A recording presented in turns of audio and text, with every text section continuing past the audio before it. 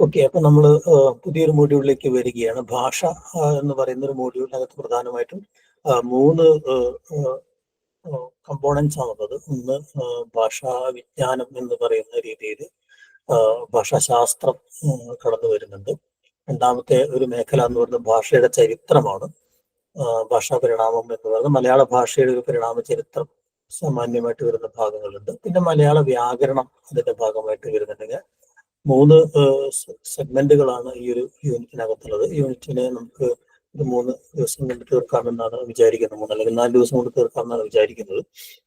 ഈ പറഞ്ഞതുപോലെ ഒരു അഡീഷണൽ ക്ലാസ് കൊണ്ട് എടുത്തുകൊണ്ട് നമുക്ക് തീർക്കേണ്ടി വരും. എന്തായാലും നമുക്ക് ഇന്ന് അതിനകത്തുള്ള ഭാഷാശാസ്ത്രം എന്ന് പറയുന്ന ആദ്യത്തെ ഒരു യൂണിറ്റിനെ പരിചയപ്പെടാം. അതിന്റെ വളരെ വിശദമായിട്ടുള്ള ഫുൾ മെറ്റീരിയലും ഇന്ന് നിങ്ങൾക്ക് ലഭ്യമാവും. അതുകൊണ്ട് അതിന്റെ ഓരോ കാര്യങ്ങളും നമ്മൾ ഡീറ്റെയിലേക്ക് പോകേണ്ട ആവശ്യമില്ല. നിങ്ങളെല്ലാവരും പഠിച്ചിട്ടുള്ള ഏരിയയാണ്, ഡിഗ്രിക്കും പി ജിക്കും പഠിച്ചിട്ടുള്ള ഒരു ഏരിയയാണ്. അതോടൊപ്പം തന്നെ അതിന്റെ മുഴുവൻ മെറ്റീരിയലുകളും മറ്റ് വീഡിയോ ക്ലാസ്സുകളും നിങ്ങൾക്ക് അതിനകത്ത് ലഭ്യമാവും. നമ്മൾ അതിൻ്റെ ഒരു എല്ലാ ഏരിയയും ഒന്ന് ടച്ച് ചെയ്ത് പോകുന്ന രീതിയിൽ ഒരു റിവിഷൻ സ്വഭാവത്തിലാണ് പ്രധാനമായിട്ടും നമ്മൾ ഈ ക്ലാസ് ചെയ്യുന്നത്. ഏതെങ്കിലും ഒരു ഏരിയയിൽ ക്ലാരിഫിക്കേഷൻ വേണമെങ്കിൽ അതിലേക്ക് പോവാം എന്ന് തോന്നുന്നു. മാത്രമല്ല, ഭാഷാശാസ്ത്രം എന്ന് പറയുന്ന ഒരു മേഖലയിൽ നിന്ന് വളരെ ആഴത്തിലുള്ള ചോദ്യങ്ങൾ പൊതുവെ ഈ ഒരു HSC പരീക്ഷയ്ക്ക് ഉണ്ടാവാനുള്ള സാധ്യതയും കുറവാണ്. 3 ചോദ്യങ്ങളാണ് നമ്മൾ ഈ മേഖലയിൽ നിന്ന് പ്രതീക്ഷിക്കുന്നത്. പക്ഷെ നിശ്ചിതമായ ചില ചോദ്യങ്ങളാവും എന്നുള്ളതുകൊണ്ട് തന്നെ ഭാഷാശാസ്ത്രവും വ്യാകരണമൊക്കെ നമുക്ക് ഏത് ചോദ്യം ചോദിച്ചാലും ഫുൾ മാർക്ക് സ്കോർ ചെയ്യാൻ കഴിയാവുന്നത്. പക്ഷെ ലിറ്ററേച്ചറിന് വ്യത്യസ്തമായിട്ട് ഈ വിഷയങ്ങളുടെ ഒരു മെച്ചം വളരെ പരിമിതമായ കുറച്ച് നമ്പർ ഓഫ് ക്വസ്റ്റ്യൻസിന്റെ സാധ്യതകളേ ഉള്ളൂ. അപ്പോൾ ആ ക്വസ്റ്റ്യൻസ് നമ്മൾ അഡ്രസ് ചെയ്യാന്നുണ്ടെങ്കിൽ നമുക്ക് ആ മാർക്ക് പരീക്ഷയ്ക്ക് മുമ്പ് തന്നെ ഉറപ്പിക്കാം എന്നുള്ളതാണ്. അപ്പൊ അങ്ങനെ ഉറപ്പിക്കാൻ കഴിയുന്ന സംഗതികളൊക്കെ നേരത്തെ തന്നെ ഉറപ്പിക്കുക എന്നതാണ് പ്രധാനപ്പെട്ട കാര്യം. ഓക്കെ, ഞാൻ സ്ക്രീൻ ഒന്ന് ഷെയർ ചെയ്യാം.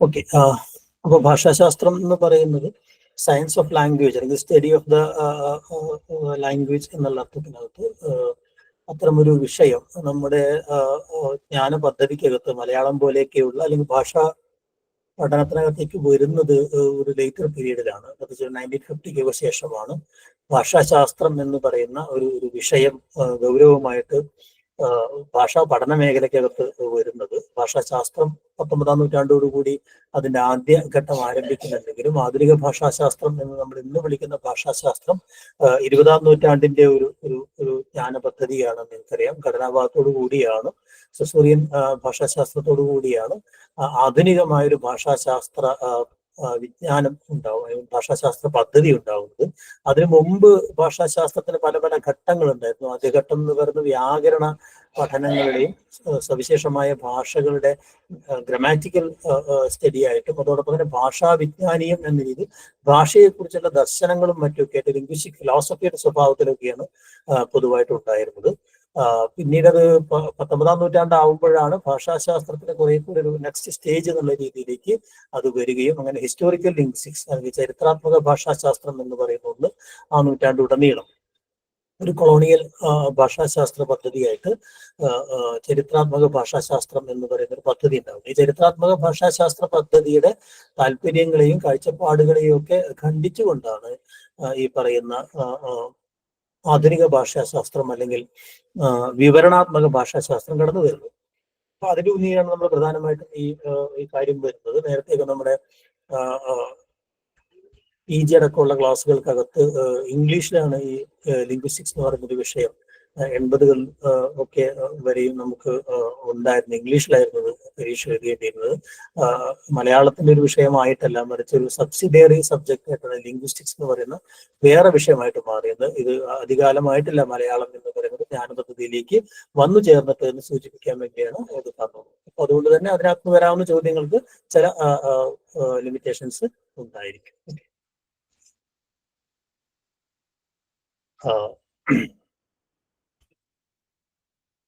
നമുക്ക് തുടങ്ങാം.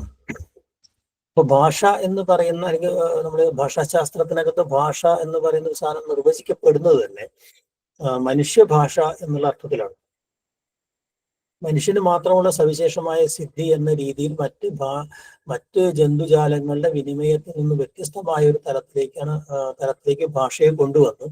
ഭാഷ കേവലം ഒരു ആശയവിനിമയത്തിന്റെ ഉപാധി മാത്രമല്ല എന്നും അത് വളരെ സ്ട്രക്ചേർഡ് ആയിട്ടുള്ള ഒരു സിസ്റ്റം ആണ്. സിസ്റ്റം ഓഫ് സൈൻ എന്നുള്ള അർത്ഥത്തിൽ ഒരു ചിഹ്ന വ്യവസ്ഥയാണ് ഭാഷ എന്ന അർത്ഥത്തിൽ ഒരു വലിയ വിനിമയ വ്യവസ്ഥയായിട്ട് ഭാഷയെ കാണുന്നു. അത് ഘടനാപരമാണ് എന്നൊക്കെ പറയുന്ന ആശയങ്ങളോട് കൂടിയാണ് ആധുനിക ഭാഷാശാസ്ത്രം വരുന്നത്. അപ്പോൾ ആദ്യം ചെയ്യുന്ന ഒരു കാര്യം എന്ന് പറയുന്നത് മനുഷ്യന് മാത്രമുള്ള ഒരു സിദ്ധിയാണ് ഭാഷ എന്ന രീതിയിലാണ്. എന്നിട്ട് അവർ തന്നെ ജന്തുക്കളുടെ വിനിമയവും അതുപോലെ തന്നെ ഹോക്കറ്റിനെ പോലുള്ളവരൊക്കെ ജന്തുക്കളുടെ ആശയവിനിമയ രീതിയും മനുഷ്യന്റെ ആശയവിനിമയ രീതിയും താരതമ്യം ചെയ്ത് പഠിക്കുകയും മനുഷ്യന്റെ ആശയവിനിമയം ജന്തുക്കളുടെ ആശയവിനിമയ രീതിയിൽ നിന്നും ഗിബൺ കുരങ്ങിനകത്ത് അല്ലെങ്കിൽ ഈ മറ്റേ നക്ഷത്ര മത്സ്യം പോലുള്ള മറ്റേ അങ്ങനെ പല ജീവജാലങ്ങളുടെയും ആശയവിനിമയ പ്രക്രിയ നിരീക്ഷിച്ചുകൊണ്ട് അതിൽ നിന്ന് എന്തുമാത്രം സമഗ്രവും കാര്യക്ഷമവും ആണ് മറ്റ് ഭാഷകളൊക്കെയും ഭാഷ എന്ന് പോലും വിളിക്കാൻ കഴിയാത്ത വെറും വിനിമയാഭാസങ്ങൾ എന്ന അർത്ഥത്തിലാണ് അവർ കാണുന്നത്. മനുഷ്യഭാഷയെ അങ്ങനെ മാറ്റി നിർത്തുക എന്ന് പറയുന്ന ഒരു കാര്യം ആധുനിക ഭാഷാശാസ്ത്രം ചെയ്യുന്ന ഒരു കാര്യമാണ്.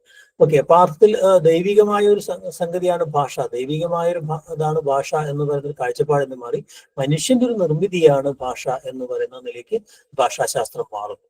ഇത് ഒരു അടുത്ത ഘട്ടത്തിലേക്ക് എത്തുമ്പോഴേക്കും മനുഷ്യനെ നിർമ്മിച്ചത് ഭാഷയാണ് എന്ന് പറയുന്ന ഒരു ആശയം ഘടനാഭാഗത്തിന്റെ ഒരു അടുത്ത ഘട്ടമാകുമ്പോഴേക്കും അത് കടന്നു വരുന്നത്. മനുഷ്യൻ എന്ന് പറയുന്ന സങ്കല്പനത്തെ തന്നെ അല്ലെങ്കിൽ ഈ പറയുന്ന എല്ലാം ഭാഷാ നിർമ്മിതമാണ് എന്ന് പറയുന്ന ഒരു തലത്തിലേക്ക് ഈ പറയുന്ന സ്ട്രക്ചറലിസ്റ്റുകളുടെ അല്ലെങ്കിൽ അതിന്റെ ഒരു ഘട്ടത്തിൽ വാർത്തയ്ക്ക് ശേഷമുള്ള ആളുകൾ അല്ലെങ്കിൽ ദറിതയിലേക്ക് എത്തുമ്പോഴേക്കും ഈ പറഞ്ഞ പോലെ എല്ലാം ഭാഷാ നിർമ്മിതമാണ്, ഭാഷയ്ക്ക് പുറത്തൊന്നുമില്ല എന്ന് പറയുന്ന ഒരു തലത്തിലേക്ക് അത് മാറുകയും ചെയ്യുന്നുണ്ട്. അപ്പൊ അങ്ങനെയുള്ള ഒരു സുപ്രീമസി ലിംഗ്വിസ്റ്റിക്സ് എന്ന് പറയുന്ന ഒരു വിഷയത്തിന് ഈ പറയുന്ന 10-50 വർഷക്കാലം കൊണ്ട് ഉണ്ടാവുന്നുണ്ട്. അതുകൊണ്ടാണ് ലിംഗ്വിസ്റ്റിക്സ് എന്ന് പറയുന്ന ഒരു വിഷയം ഒരു മെറ്റാനാറേറ്റീവ് എന്ന രീതിയിൽ മറ്റു വിഷയങ്ങൾ, കാരണം ഒരു സവിശേഷമായ രീതിയിൽ ഘടനാത്മകമായ ഒരു കാര്യത്തെ പഠിക്കാനുള്ള രീതിശാസ്ത്രം വികസിപ്പിച്ചത് ഭാഷാശാസ്ത്രമാണ്. ഭാഷാശാസ്ത്രം ഈ വികസിപ്പിച്ചെടുത്ത ഒരു സമ്പ്രദായമാണ് ആന്ത്രോപോളജിയിലേക്ക്, സോഷ്യോളജിയിലേക്ക്, ഹിസ്റ്ററിയിലേക്ക്, മറ്റ് ജ്ഞാന പദ്ധതികളിലേക്കൊക്കെ പോയത്. അപ്പൊ അതുകൊണ്ട് തന്നെ ലിംഗ്വിസ്റ്റിക്സ് എന്ന് പറയുന്ന ആ അർത്ഥത്തിൽ ഒരു മെറ്റ സ്വഭാവത്തിലുള്ള ഒരു പഠനശാഖയാണ് എന്ന് പറയുന്നൊരു ഒരു ഹൈറ്റിലേക്ക് ലിംഗ്വിസ്റ്റിക്സ് എത്തുകയും ചെയ്യുന്നുണ്ട്. കാരണം സസൂറിന്റെ ഒരു കണ്ടുപിടുത്തങ്ങളാണ് ഏറ്റവും പ്രധാനമായി ഈ ഭാഷാശാസ്ത്രത്തെ മറ്റെല്ലാ ജ്ഞാന പദ്ധതിയുടെയും ഒരു മാതൃകാ പദ്ധതിയായി മാറ്റുന്നതിന് സഹായിച്ചത് എന്നുള്ളതാണ്. അതിന്റെ ഭാഗമായിട്ടുള്ള ഈ ഒരു ചോദ്യം ഇതാണ്: മനുഷ്യഭാഷയുടെ വ്യതിരിക്ത സ്വഭാവം അല്ലാത്തത് ഏത് എന്ന്. മനുഷ്യഭാഷയ്ക്ക് മറ്റ് മൃഗഭാഷകളിൽ നിന്ന് വ്യത്യസ്തമായിട്ട് എന്തൊക്കെയുണ്ട് എന്ന് വിശദീകരിക്കുന്നതിനകത്ത് അല്ലെ സ്വരൂപഘടനയുണ്ട്, ദ്വന്ദ്വാത്മക ഘടനയുണ്ട്, പഠിതവൃത്തിയാണ്, ശബ്ദവൃത്തിയാണ് അല്ലെ. ഇതൊക്കെ ഈ മനുഷ്യഭാഷയുടെ സവിശേഷതകളാണ് എന്ന് നമുക്കറിയാം.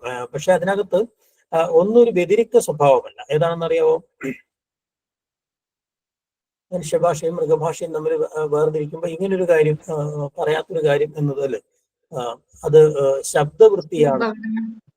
മനുഷ്യഭാഷ ഒരു ശബ്ദവൃത്തിയാണ് എന്നത് ശബ്ദവൃത്തി തന്നെയാണ്.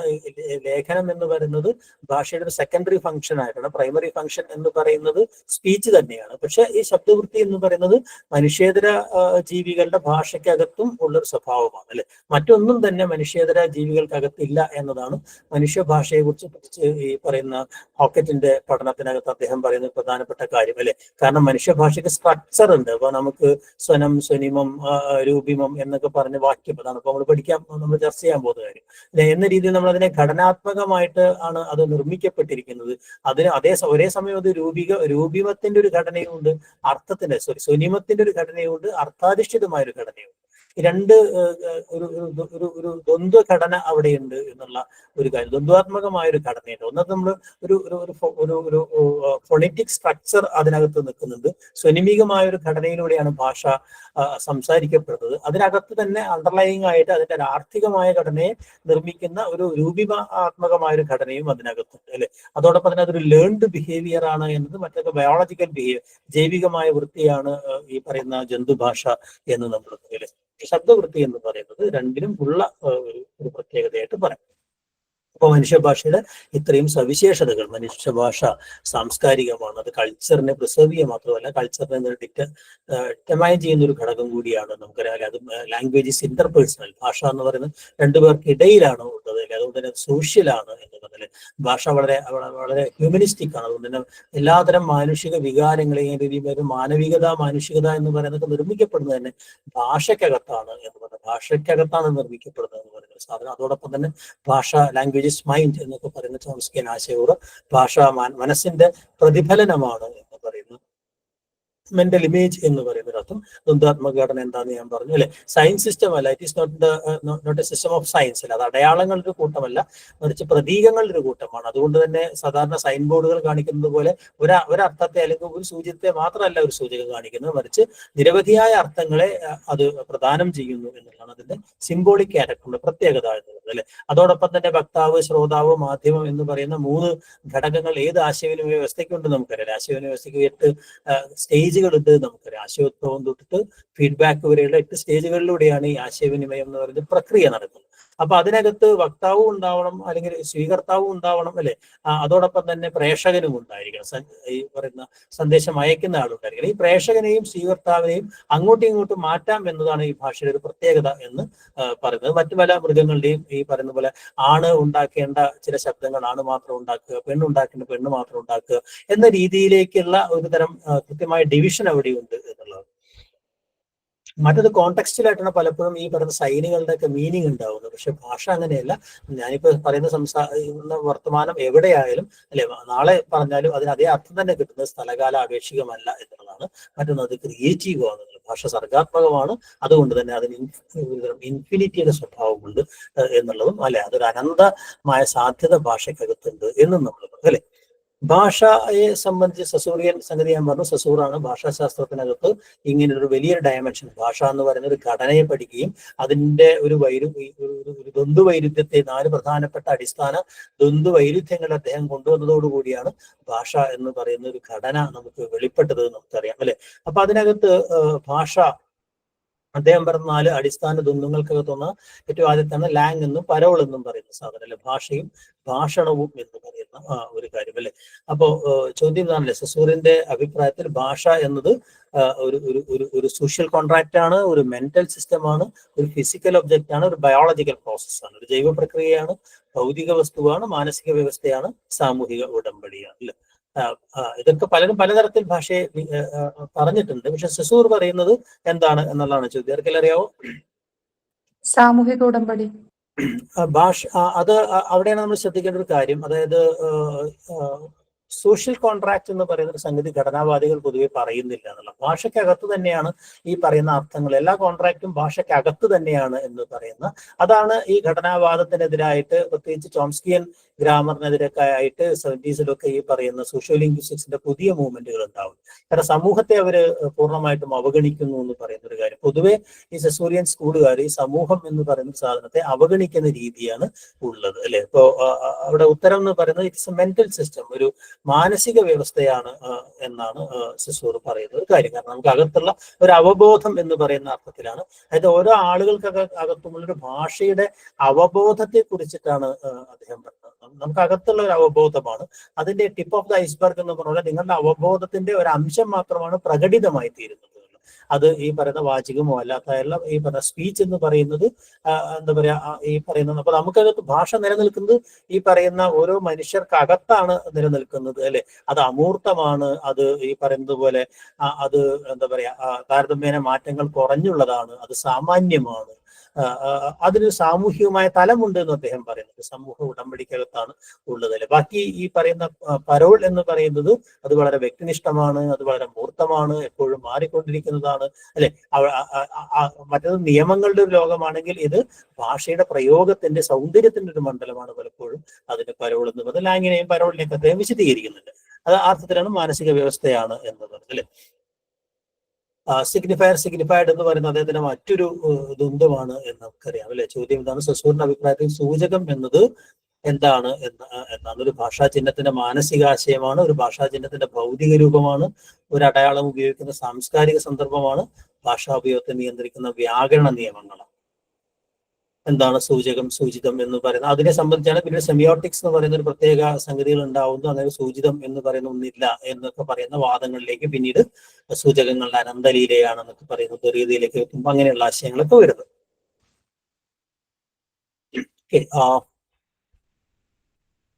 അദ്ദേഹം നേരത്തെ പറഞ്ഞ പോലെ ഭാഷാ ചിഹ്നത്തിന്റെ ഒരു മാനസിക ആശയമാണ് യഥാർത്ഥത്തിൽ സൂചകം എന്ന് പറയുന്നത്. നമുക്കൊരു മെന്റൽ ഇമേജ് എന്നുള്ള അർത്ഥത്തിലാണ് ഇത് പറയുന്നത്. ഒരു മാനസിക ആശയമായിട്ടാണ് ഈ പറയുന്ന സിഗ്നിഫയറിനെ അദ്ദേഹം കാണുന്നത്. ഓക്കെ.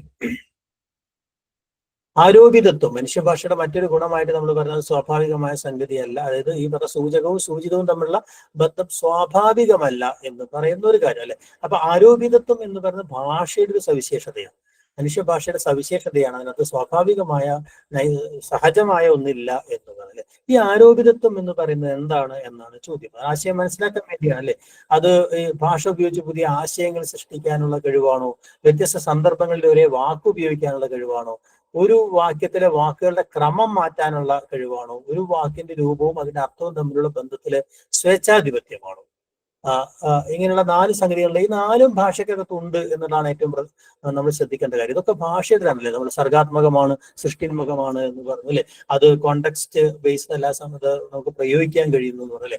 ഓർഡറുകൾ, അപ്പോൾ ഞാൻ അങ്ങോട്ട് പോകുന്നില്ല, അങ്ങോട്ട് ഞാൻ പോകുന്നു ഞാൻ അങ്ങോട്ടൊക്കെ അങ്ങോട്ടും ഇങ്ങോട്ടും ഓർഡർ മാറ്റി പറഞ്ഞാലും ഈ പറഞ്ഞതുപോലെ അതിന്റെ അർത്ഥം മാറുന്നില്ല എന്ന് പറയുന്ന ആ ക്രമം മാറ്റാൻ കഴിയുന്നു എന്ന് പറയുന്നത് ഇതൊക്കെ ഭാഷയുടെ സവിശേഷതയാണ്. പക്ഷെ ആർബിട്രറിനെസ്, ആരോപിതത്വം എന്ന് പറയുന്നത് അല്ലെ, ഒരു വാക്കിന്റെ രൂപവും അർത്ഥവും തമ്മിലുള്ള ഒരു ബന്ധത്തിലെ സ്വേച്ഛാധിപത്യമാണ്. അതിന് വേറെ ലോജിക്കൊന്നും അതിനകത്ത് വർക്ക് ചെയ്യുന്നില്ല എന്നുള്ളത്. അത് സ്വ ഇച്ഛ പോലെ വാക്കും അർത്ഥവും തമ്മിൽ മേളിച്ചിരിക്കുന്നു എന്നുള്ളതാണ്. അതിൽ എന്താണ് യുക്തി? കാക്ക എന്ന് പറയുന്ന ഒരു ശബ്ദവും കാക്കയും തമ്മിൽ യഥാർത്ഥത്തിൽ യാതൊരു ബന്ധവുമില്ല എന്ന് പറയുന്നതാണ് കാര്യം. ഓക്കെ, അതാണ് ആർബിട്രറിനെസ് എന്നതുകൊണ്ട് ഉദ്ദേശിക്കുന്നത്. ഓക്കെ, പ്രിസ്ക്രിപ്റ്റീവ് ഗ്രാമർ എന്ന് പറയുന്ന ഒരു സംഗതി മനുഷ്യഭാഷയെ കുറിച്ച് പഠിക്കുന്നതിനകത്ത് പ്രിസ്ക്രിപ്റ്റീവ് ഗ്രാമറും ഡിസ്ക്രിപ്റ്റീവ് ഗ്രാമറും അല്ലെ. എന്താണ് പ്രിസ്ക്രിപ്റ്റീവ് ഗ്രാമർ എന്ന് ആണ് ചോദ്യം. നിർദ്ദേശാത്മകമായ വ്യാകരണം. ഇവിടെ ഇത് വിവരണാത്മകമായ വ്യാകരണമായിരുന്നു നമുക്കറിയാം. ഭാഷയുടെ നിയമങ്ങൾ വിവരിക്കുക, ഭാഷ ഉപയോഗിക്കേണ്ട ശരിയായ രീതി നിർദ്ദേശിക്കുക, സാമൂഹിക സാഹചര്യങ്ങളിൽ ഭാഷയുടെ ഉപയോഗം വിശകലനം ചെയ്യുക, കുട്ടികൾ ഭാഷ എങ്ങനെ പഠിക്കുന്നു എന്ന് പരിശോധിക്കുക. അതൊക്കെ ഭാഷാശാസ്ത്രത്തിന്റെ വ്യത്യസ്ത പഠന മേഖലകളാണ്. ഇതിൽ പ്രിസ്ക്രിപ്റ്റീവ് ഗ്രാമർ എന്ന് പറയുന്ന സംഗതി എന്താണ് എന്നുള്ളത്, നിർദ്ദേശാത്മക വ്യാകരണം എന്ന് പറയുന്ന ഒരു കാര്യം അല്ലെ. അത് ഭാഷ ഉപയോഗിക്കേണ്ട ശരിയായ രീതി എന്താണെന്ന് നിർദ്ദേശിക്കലാണ് അല്ലെ. അതൊരു നിർദ്ദേശാത്മകമായ സംഗതി എന്നുള്ളത്. അപ്പൊ അത് നിർദ്ദേശിക്കുകയാണ് ചെയ്യുന്നത്. നമ്മൾ പറഞ്ഞ ഈ ആശയങ്ങൾ സസൂറിന്റെ 4 അടിസ്ഥാന ദ്വന്ദ്വങ്ങളെ കുറിച്ചാണ് നമ്മൾ പറഞ്ഞത് അല്ലെ. ലാങ് എന്നും പരോൾ എന്നും പറയുന്ന ഭാഷയും ഭാഷണവും എന്ന് പറയുന്ന ഒരു സംഗതിയുണ്ട് അല്ലെ. എന്ന് വെച്ച് കഴിഞ്ഞിട്ടുണ്ടെങ്കിൽ ഭാഷ എന്ന് പറഞ്ഞ അവബോധ തലത്തിൽ നമുക്കകത്ത് നിലനിൽക്കുന്ന ഭാഷാ നിയമങ്ങൾ, ഭാഷ എന്തൊക്കെ എവിടെയൊക്കെ പ്രയോഗിക്കണം എന്ന് പറയുന്നത്, നമ്മുടെ പദസഞ്ചയം, വ്യാകരണ സംബന്ധമായ അറിവ്, ഇതെല്ലാം ചേർന്ന് വാക്കും ഇതും തമ്മിലുള്ള ബന്ധം, ഇതിനെക്കുറിച്ചൊക്കെയുള്ള മനുഷ്യാവബോധത്തെയാണ് യഥാർത്ഥത്തിൽ അദ്ദേഹം ഭാഷ എന്ന് പറയുന്ന ഒരു സംഗതി ഉണ്ടാകുന്നത്. അതൊരു കലക്റ്റീവായ നോളജാണ്. ആ കലക്റ്റീവായ ഒരു അറിവിനെ ഇന്റേണലൈസ് ചെയ്തുകൊണ്ടാണ് ഇയാൾ, അവബോധമുള്ളത് കൊണ്ടാണ് അയാൾക്ക് ഭാഷയ്ക്കകത്ത് പ്രവർത്തിക്കാനാകുന്നത് അല്ലേ. ആ അവബോധവും അതിന്റെ പ്രകടനവും തമ്മിൽ അതിന്റെ വാചികമോ അല്ലെങ്കിൽ മറ്റേതെങ്കിലും തരത്തിലുള്ള ഒരു വിനിമയ പ്രയോഗത്തെയാണ് അദ്ദേഹം പ്രകടനം അല്ലെങ്കിൽ ഈ പറയുന്ന ഭാഷണം എന്ന് പറയുന്നത് അല്ലെ. ഭാഷയും ഭാഷണവും തമ്മിൽ അങ്ങനെ ഡയറക്റ്റ് ബന്ധമൊന്നുമില്ല എന്നാണ് അദ്ദേഹം പറയുന്നത്. അതായത് ഒരാൾ നല്ല ഭാഷണം നടത്തുന്നു എന്നുള്ളത് കൊണ്ട് അയാൾക്കകത്ത് ഈ പറഞ്ഞ കൂടുതൽ ഭാഷാ നിയമങ്ങൾ അല്ലെങ്കിൽ ഭാഷാപരമായ ജ്ഞാനം അയാൾക്ക് കൂടുതലുണ്ട് എന്നതിന് തെളിവല്ല എന്നുള്ളതാണ് ഏറ്റവും പ്രധാനപ്പെട്ട ഒരു കാര്യം. ഒരു ഭാഷണത്തിലൂടെ മാത്രമേ നമുക്ക് എന്താ പറയാ, അതൊരു ഒബ്സർവബിൾ പ്ലെയിൻ ആണ് എന്ന് വെച്ചാൽ നമുക്ക് ഭാഷയെ നിരീക്ഷിക്കാനുള്ള ഒരേ ഒരു വഴി ഭാഷണമാണ്. ഭാഷണത്തിലൂടെ മാത്രമേ നമുക്ക് ഭാഷ എന്ന് പറയുന്ന അമൂർത്തമായ ആന്തരികമായിട്ടുള്ള അല്ലെ ഒരു എന്താ പറയാ വ്യക്തി നിഷ്ഠമായിട്ടുള്ള ഒരു സത്തയെ നമുക്ക് മനസ്സിലാക്കിയെടുക്കാൻ കഴിയുന്നതാണ്. ലാങ്ങും പരോളും തമ്മിലുള്ള ഒരു ബന്ധത്തെ കുറിച്ച് അദ്ദേഹം പ്രധാനമായിട്ടും പറയുന്നത് അല്ലെ. സിന്റാഗ്മാറ്റിക്, പാരഡിഗ്മാറ്റിക് എന്നൊക്കെ പറയുന്ന ഇത് തന്നെയാണ് ചോംസ്കി വേറെ തരത്തിൽ ഭാഷണം എന്നതിനെയാണ് അദ്ദേഹം ഈ ലാംഗ്വേജ് കോമ്പിറ്റൻസ് എന്ന് പറയുന്ന ഭാഷാവബോധം എന്നും ലാംഗ്വേജ് പെർഫോമൻസ്, ഭാഷാ പ്രകടനം എന്ന രീതിയിലേക്ക് അദ്ദേഹം റീഡിഫൈൻ ചെയ്യുന്നുണ്ട്. ഭാഷണം എന്നുള്ളത് ചോംസ്കി പറയുന്നത് ഭാഷാവബോധം എന്നും ലാംഗ്വേജ് കോമ്പിറ്റൻസ് എന്നും ലാംഗ്വേജ് പെർഫോമൻസ് എന്നും അല്ലെ. അതുകൂടെ ഓർക്കണം അല്ലെ. പിന്നുള്ളത് സിന്റാഗ്മാറ്റിക്, പാരഡിഗ്മാറ്റിക് എന്നൊക്കെ പറയുന്ന കാലത്തെ ഭാഷ എങ്ങനെ കൈകാര്യം ചെയ്യുന്നു, സ്ഥലത്തെയും കാലത്തെയും ഭാഷ എങ്ങനെ കൈകാര്യം ചെയ്യുന്നതുമായി ബന്ധപ്പെട്ട വളരെ പ്രധാനപ്പെട്ട ചില നിരീക്ഷണങ്ങൾ അദ്ദേഹം മുന്നോട്ട് വയ്ക്കുന്നുണ്ട്. ഭാഷയില്ലെങ്കിൽ നമുക്കൊരു ചരിത്രം ഉണ്ടാകുമായിരുന്നു, അല്ലെങ്കിൽ കാലം എന്ന് പറയുന്നത് ഭാഷയ്ക്കകത്ത് വർക്ക് ചെയ്യുന്നുണ്ട്, റിഫ്ലക്ട് ചെയ്യുന്നു എന്നുള്ളത് ഏറ്റവും പ്രധാനപ്പെട്ട ഒരു കാര്യം എന്ന് പറയുന്നത്. അപ്പൊ അതുകൊണ്ട് തന്നെ നിങ്ങളൊരു ഭാഷാ പ്രവർത്തനം നടത്തുന്ന ഏത് കാലത്തായാലും അതിനകത്ത് 2 കാലങ്ങൾ പ്രവർത്തിക്കുന്നുണ്ട് എന്നുള്ളതാണ് അദ്ദേഹം പറഞ്ഞത്. ഈ 2 കാലങ്ങൾ 2 വിരുദ്ധ തലത്തിൽ നിൽക്കുന്ന ഒരു തത്കാലവുമുണ്ട്, അതോടൊപ്പം തന്നെ ഒരു ചരിത്രകാലമുണ്ട്. ഈ രണ്ട് കാലങ്ങളും കൂടി ചേർന്നുകൊണ്ടാണ് നിങ്ങളുടെ ഒരു ഭാഷാ പ്രകടനം പ്രവർത്തിക്കുന്നത്. അപ്പൊ ഞാൻ ഉപയോഗിക്കുന്ന ഓരോ വാക്കും ഞാൻ ഇപ്പോൾ ഉപയോഗിക്കുന്ന വാക്കുകളാണ്, ഞാൻ ഇപ്പോൾ തിരഞ്ഞെടുത്ത വാക്കുകളാണ്, അതിന് ഞാൻ കൽപ്പിക്കുന്ന അർത്ഥങ്ങളാണ്. പക്ഷെ ആ അർത്ഥങ്ങൾ എന്ന് പറയുന്നത് നമ്മുടെ അർത്ഥ സംസ്കാരത്തിലുള്ളതാണ്, ഭാഷാ സംസ്കാരത്തിലുള്ളതാണ്, ചരിത്രപരമാണ്. ആ ചരിത്രപരമായ ഒരു സംഗതി ഉള്ളത് കൊണ്ടാണ് അത് എനിക്കും എന്നെ കേൾക്കുന്ന നിങ്ങൾക്കും അറിയാവുന്നത് കൊണ്ടാണ് നമുക്ക് ഈ പറയുന്ന ഭാഷാവിനിമയം സാധ്യമാകുന്നത്. അപ്പൊ അതുകൊണ്ട് തന്നെ ഭാഷയ്ക്കകത്ത് ഭാഷ ഒരേ സമയം ഏകകാലികവും ബഹുകാലികവുമായി പ്രവർത്തിക്കുന്നു എന്നുള്ളത് ചെസ്സിന്റെ ഉദാഹരണം പറഞ്ഞുകൊണ്ട് അദ്ദേഹം അതിനെ ഒരു വിശദീകരിക്കുന്നുണ്ട്. ഈ പറഞ്ഞ പോലെ അദ്ദേഹത്തിന്റെ ഒരു അഭിപ്രായം, ഘടനാവാദികൾ വിചാരിച്ചിരുന്നത് ബഹുകാലികമായ ഒരു സംഗതി ഭാഷയ്ക്ക് അത്ര പ്രധാനമല്ല എന്നതായിരുന്നു. അതാണ് പിൽക്കാലത്ത് അവർക്കെതിരായ വിമർശനമായിട്ട് മാറുന്നത്. ചരിത്രത്തിനല്ല പ്രാധാന്യമുള്ളത്, ഏകകാലിക പഠനത്തിനാണ് പ്രാധാന്യം, അല്ലെ? ഏകകാലിക പഠനം ഏത് കാലത്തും നടത്താം, പക്ഷെ ഒന്നിലധികം ഏകകാലിക പഠനങ്ങൾ ചേർത്ത് വെച്ചാൽ കിട്ടുന്നതാണ് ബഹുകാലിക പഠനം എന്ന് പറയുന്നത്, അല്ലെ?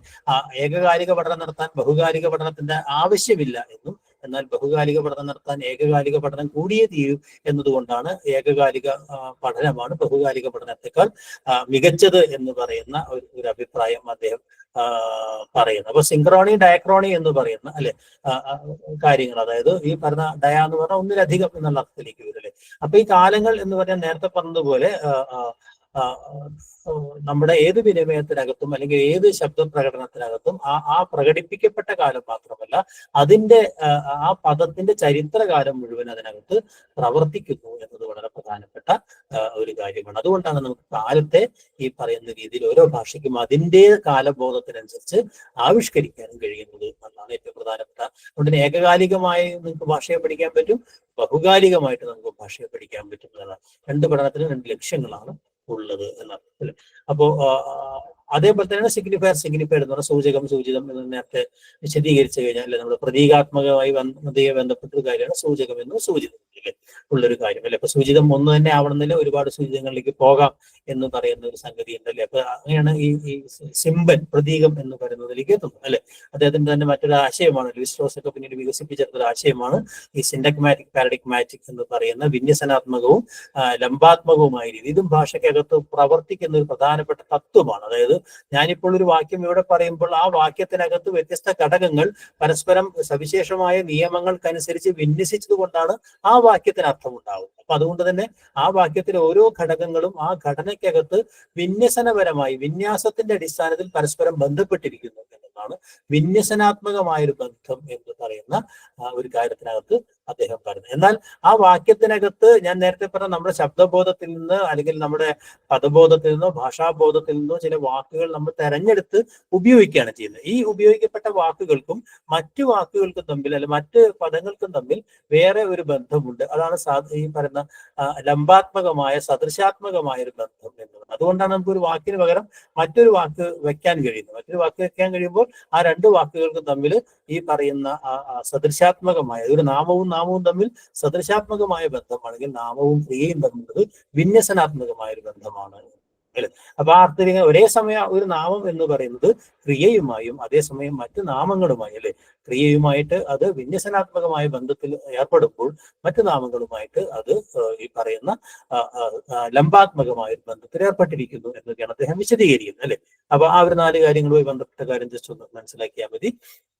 ഓക്കെ, ഈ പറയുന്ന ഭാഷ എന്ന് പറയുന്ന ഭാഷാ സമാർജനവുമായി ബന്ധപ്പെട്ട ചില കാര്യങ്ങളിലേക്ക് പോകാം, അല്ലെ? അവിടെ ശിശുഭാഷയാണ് പ്രധാനമായിട്ടും. എങ്ങനെയാണ് മനുഷ്യൻ ഭാഷ പഠിച്ചെടുക്കുന്നത്? ലിംഗ്വിസ്റ്റിക് ഒണ്ടോളജി എന്ന് പറയുന്ന ഭാഷാപരമായ സത്താവികാസം എന്ന് പറയുന്ന സവിശേഷമായ ഒരു പഠന ഒണ്ടോജനി എന്ന് പറയുന്ന ഭാഷയിലൂടെയാണ് നമ്മുടെ സത്ത വികസിക്കുന്നത് എന്ന് പറയുന്നത് പ്രധാനപ്പെട്ട കാര്യം, അല്ലെ? അതുകൊണ്ട് നമുക്ക് ഭാഷയ്ക്ക് പുറത്ത് നിൽക്കാൻ കഴിയില്ല എന്ന് പറയുന്ന ഒരു പ്രശ്നം, അല്ലെ? അപ്പൊ ഈ ഭാഷയുടെ സമാർജനത്തിനകത്ത് ജീവശാസ്ത്രപരമായ ഒരു ശേഷി ഉണ്ട് എന്ന് പറയുന്ന സിദ്ധാന്തം ഏതാണ് എന്നുള്ളതാണ് ചോദ്യം എന്ന് പറഞ്ഞാൽ. ബിഹേവിയറൽ തിയറി നമ്മൾ നേരത്തെ പരിചയപ്പെട്ടതാണ്. യൂണിവേഴ്സൽ വ്യാകരണമുണ്ട്, സോഷ്യൽ ഇന്ററാക്ഷനിസം, ദൈക്ഷണിക വികാസ സിദ്ധാന്തം, കോഗ്നിറ്റീവ് ഡെവലപ്മെന്റ് തിയറി, ജീൻ പിയാഷയുടെ തിയറിയാണത് എന്നറിയാം, അല്ലെ? സോഷ്യൽ ഇന്ററാക്ഷൻ തിയറി എന്ന് പറഞ്ഞാൽ നമ്മൾ വൈഗോട്സ്കിയുടെ തിയറിയാണെന്ന് നമുക്കറിയാം, അല്ലെ? യൂണിവേഴ്സൽ ഗ്രാമർ എന്ന് പറഞ്ഞത് നാം ചോംസ്കി പറഞ്ഞിട്ടുള്ള തിയറിയാണ്, അല്ലെ? സ്കിന്നറുടെയും മറ്റും സിദ്ധാന്തമാണ് ബിഹേവിയറൽ സിദ്ധാന്തം, അല്ലെ? ഈ പറഞ്ഞ ബിഹേവിയർ ആണ് എന്ന് പറയുന്ന ഒരു സംഗതി, അല്ലെ? അപ്പൊ അതങ്ങനെ അനുകരിച്ചുണ്ടാക്കുന്നതാണ് എന്ന് പറയുമ്പോൾ ഭാഷ എങ്ങനെയാണ് പഠിച്ചെടുക്കുന്നത് എന്ന് പറയുന്ന സംഗതി അല്ലേ. അപ്പൊ അതിനകത്തൊരു ജീവശാസ്ത്രപരമായ ശേഷി അടങ്ങിയിട്ടുണ്ടെന്ന് പറയുന്ന സിദ്ധാന്തം ഏതെന്നാണ് ചോദ്യം. ആർക്കെല്ലാം അറിയാവോ?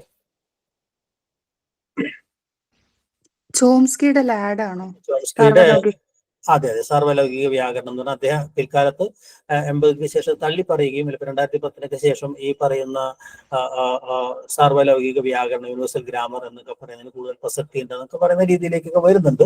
അപ്പോൾ അങ്ങനെ ഒരു വ്യത്യസ്ത ഭാഷകൾക്ക് അകത്തൊക്കെ ഒരു പൊതുവായ ഒരു വ്യാകരണ പദ്ധതി അല്ലെങ്കിൽ പൊതുവായ ചില സവിശേഷതകൾ ഉണ്ട് എന്നും ഒരു സാർവലൗകിക വ്യാകരണം എല്ലാ ഭാഷകൾക്കിടയിലും ഉണ്ട് എന്ന് പറയുന്ന സാധനത്തിനകത്താണ് ഈ പറയുന്ന മനുഷ്യന് പൊതുവായ ഒരു ഭാഷാ ഘടന മനുഷ്യനകത്ത് ജനറ്റിക്കലി ഉണ്ട് എന്നതും, അഥവാ ഭാഷ പഠിച്ചെടുക്കാനുള്ള ശേഷി കേവലം അനുകരണത്തിൽ നിന്നുണ്ടാവുന്ന സംഗതിയല്ല, ബിഹേവിയറൽ ആയ സംഗതിയല്ല, അത് ഏതാണ്ട് ഒരു ഇൻബിൽറ്റ് ആയ ഒരു ശേഷിയാണ് എന്ന്. There is an innate capacity to learn language എന്ന് അദ്ദേഹം പറഞ്ഞൊരു കാര്യമില്ല. അങ്ങനെയാണ് അദ്ദേഹം ലാംഗ്വേജ് അക്വിസിഷൻ ഡിവൈസ് അല്ലെ, ഭാഷാ സമാർജന ഉപകരണം എന്ന് പറയുന്ന ഒരു ഉപകരണം നമുക്ക് അകത്തുണ്ട് എന്ന് പറയുന്ന ഈ ബ്രെയിൻ മൈൻഡ് റിലേഷൻഷിപ്പുമായി ബന്ധപ്പെടുത്തി അദ്ദേഹം പറഞ്ഞ പ്രധാനപ്പെട്ട ആശയമാണ്. അപ്പൊ അതുമായി ബന്ധപ്പെട്ട ഒരു ചോദ്യമാണ് അല്ലെ. മറ്റൊന്ന് ഈ പ്രയോഗവിജ്ഞാനം എന്ന് പറയുന്ന അല്ലെ സിദ്ധാന്തം അല്ലെ, പ്രയോഗവിജ്ഞാനം എന്ന് പറയുന്ന സിദ്ധാന്തം അല്ലെ, പ്രഗ്മാറ്റിക്സുമായി ബന്ധപ്പെട്ട സംഗതി. അർത്ഥം എവിടെ നിന്നാണ് ഉണ്ടാവുന്നത് അല്ലെങ്കിൽ എങ്ങനെയാണ് ഒരു ഭാഷയുടെ പ്രയോഗം ഉണ്ടാകുന്നത് എന്നതിനെ സംബന്ധിച്ച സിദ്ധാന്തങ്ങളാണ്. അതൊക്കെ പിന്നീട് കോണ്ടെക്സ്റ്റിലായിട്ട് ടെക്സ്റ്റിൽ നിന്ന് കോണ്ടെക്സ്റ്റിലേക്കുള്ളൊരു മാറ്റമാണ് ലിംഗ്വിസ്റ്റിക്സ് സംഭവിക്കുന്നത് അല്ലെ. അപ്പോ അത് ആരാണ് അതിന്റെ പ്രധാനപ്പെട്ട ആർട്ട് എന്നാണ് ചോദ്യം അല്ലെ. അറിയാവോ? അതായത് നിങ്ങളൊരു അർത്ഥം ഉണ്ടാവുന്നത് ആ വാക്കിൽ നിന്നോ ഘടനയിൽ നിന്നോ അല്ല അല്ലെ. അപ്പൊ ഉദാഹരണമായിട്ട് മോളെ സന്ധ്യയായില്ലേ എന്ന് അച്ഛൻ ഉമ്മറത്തിരുന്ന് ചോദിക്കുമ്പോൾ മകൾ വിളക്ക് കൊളുത്തി വരുന്നു അല്ലെ. അങ്ങനത്തെ ഒരു വ്യവഹാരം അവിടെ ഉണ്ടാവുമ്പോൾ അതിനർത്ഥം സന്ധ്യയായില്ലേ എന്ന് പറയുന്ന ചോദ്യം അല്ലെങ്കിൽ ആ പറയുന്ന ഒരു ഭാഷാപരമായ ഒരു വിനിമയവും ആ പറയുന്ന പ്രവൃത്തിയും തമ്മിൽ അല്ലെ. ഇപ്പൊ ചന്ദ്രൻ കൊണ്ട എന്ന് പറയുന്നത് ചന്ദ്രൻ കൊണ്ടുവരുന്നു എന്ന് പറയുന്നത് പോലെ തന്നെ ഉള്ള ഒരു എന്താ പറയാ ആ ഒരു ബന്ധമല്ല അവിടെ സംഭവിക്കുന്നില്ല. ആ ബന്ധം ഉണ്ടാവുന്നത് ഒരു കൾച്ചറൽ കോണ്ടെക്സ്റ്റിനകത്ത് നിന്നുകൊണ്ടാണ് അല്ലെ. എന്താ പറയാ പരിസരത്തിനകത്തുകൊണ്ടാണ്. അപ്പൊ ഓരോ വാക്കും പ്രയോഗിക്കും. അതുകൊണ്ടാണ് നമുക്ക് ചില വാക്കുകൾ വേറൊരു വാക്കിന് പകരം നമുക്ക് പ്രയോഗിക്കാൻ കഴിയാത്ത, അർത്ഥം ഡിക്ഷണറി മീനിങ് ഒന്നാണെങ്കിൽ കൂടിയും നമുക്ക് അങ്ങോട്ടും ഇങ്ങോട്ടും മാറ്റാൻ കഴിയാത്തത് കൊണ്ടാണ് അല്ലെ. അപ്പൊ അതുകൊണ്ട് തന്നെ കുറെ അത്തരം ഇംപ്ലിക്കേറ്റേഴ്സ് ഉണ്ട്, ചില മൊഴിമുനകൾ നമ്മുടെ സംഭാഷണങ്ങൾക്കകത്തുണ്ട്. ഓരോ വാക്കും അങ്ങനെയുള്ള മറ്റു ചില അർത്ഥങ്ങളെ കൂടെ സംവഹിക്കുന്നുണ്ട് എന്നൊക്കെ പറയുന്ന ഒരു ആശയമാണ് ഈ പ്രഗ്മാറ്റിസവുമായി ബന്ധപ്പെട്ട ഒരു സംഗതി എന്ന് പറയുന്നത് അല്ലെ. അതെ, ഓസ്റ്റിനാണ് അതിന്റെ ഉത്തരം. ഓക്കെ, മാർക്ക്ഡ് എന്നും അൺമാർക്ക്ഡ് എന്നും പറയുന്ന ആശയം ഏതാണ് എന്നുള്ളത് അതൊക്കെ ഭാഷാ വ്യവഹാരവുമായി ബന്ധപ്പെട്ട വളരെ പ്രധാനപ്പെട്ട സംഗതിയാണ്. ചിലത് മാർക്ക്ഡ് ആണ്, അതും നമ്മുടെ വിനിമയവുമായി ബന്ധപ്പെട്ട വാക്കുകളുമായി ബന്ധപ്പെട്ട സംഗതിയാണ്. മാർക്ക്ഡ് എന്നും അൺമാർക്ക്ഡ് എന്നും പറയുന്ന ചില ആശയങ്ങൾ ഉണ്ടാകും അല്ലെ. ചിലത് അൺമാർക്ക്ഡ് ആയിട്ട് വരും, ചില പ്രത്യേകമായിട്ട്. ഇപ്പോൾ ഉദാഹരണമായിട്ട് പോലീസ് എന്ന് പറഞ്ഞു കഴിഞ്ഞാൽ അത് ആണാണെന്നുള്ള ഒരു ധാരണ നമുക്ക് ഉണ്ടാകുന്നു. വനിതാ പോലീസ് എന്ന് നമ്മൾ പ്രത്യേകമായിട്ട് പറയുന്നു അല്ലെ. അപ്പൊ പോലീസ് എന്ന് പറയുന്ന ആണാണ് എന്ന് പറയുന്ന ഒരു പൊതുബോധത്തോടെ വർക്ക് ചെയ്യുന്നതുകൊണ്ടാണ് വനിതാ പോലീസ് എന്ന് പറയുന്നത്. അല്ലെങ്കിൽ നമ്മൾ മെയിൽ നേഴ്സ് എന്ന് പറയുന്നു അല്ലെ, ഫീമെയിൽ നേഴ്സ് എന്ന് പറയുന്നത്. അപ്പൊ ഇങ്ങനെയൊക്കെയുള്ള അതാണ് മാർക്ക്ഡ് അൺമാർക്ക്ഡ് എന്ന് പറഞ്ഞ ഈ സങ്കല്പനം ഏത് സ്കൂളുമായി ബന്ധപ്പെട്ടതാണ് എന്നാണ് ചോദ്യം അല്ലെ. നമ്മുടെ ഭാഷാശാസ്ത്രത്തിന്റെ വികാസത്തിന്റെ ഒരു ഘട്ടത്തിനകത്ത് ഏറ്റവും ആദ്യത്തെ ഏറ്റവും പ്രധാനപ്പെട്ട ഒരു സ്കൂൾ അല്ലെ ഈ പറയുന്ന ഫൊണീം പോലുള്ള സങ്കല്പങ്ങളൊക്കെ വികസിപ്പിച്ചെടുക്കുകയും ഭാഷയുടെ ദ്വന്ദ്വാത്മകതയെ സംബന്ധിച്ചും അഥവാ പിന്നീട് വരുന്ന സെമിയോട്ടിക്സിന്റെ ഒക്കെ പല സംഗതികളുടെ തുടക്കം എന്ന് പറയാവുന്ന സ്കൂളാണ് പ്രാഗ് സ്കൂൾ എന്ന് പറയുന്നത്. റോമൻ യാക്കോബ്സന്റെ ഒക്കെ ഉണ്ടായിരുന്നുള്ള പ്രാഗ് സ്കൂൾ എന്ന് പറയുന്നത്. പ്രാഗ് സ്കൂളുകാരാണ് ഈ പറയുന്നത് പോലെ ഭാഷയ്ക്കകത്തുള്ള ഇത്തരം ജലസംഗതികളെ കുറിച്ച് പറയുന്നത് അല്ലെ.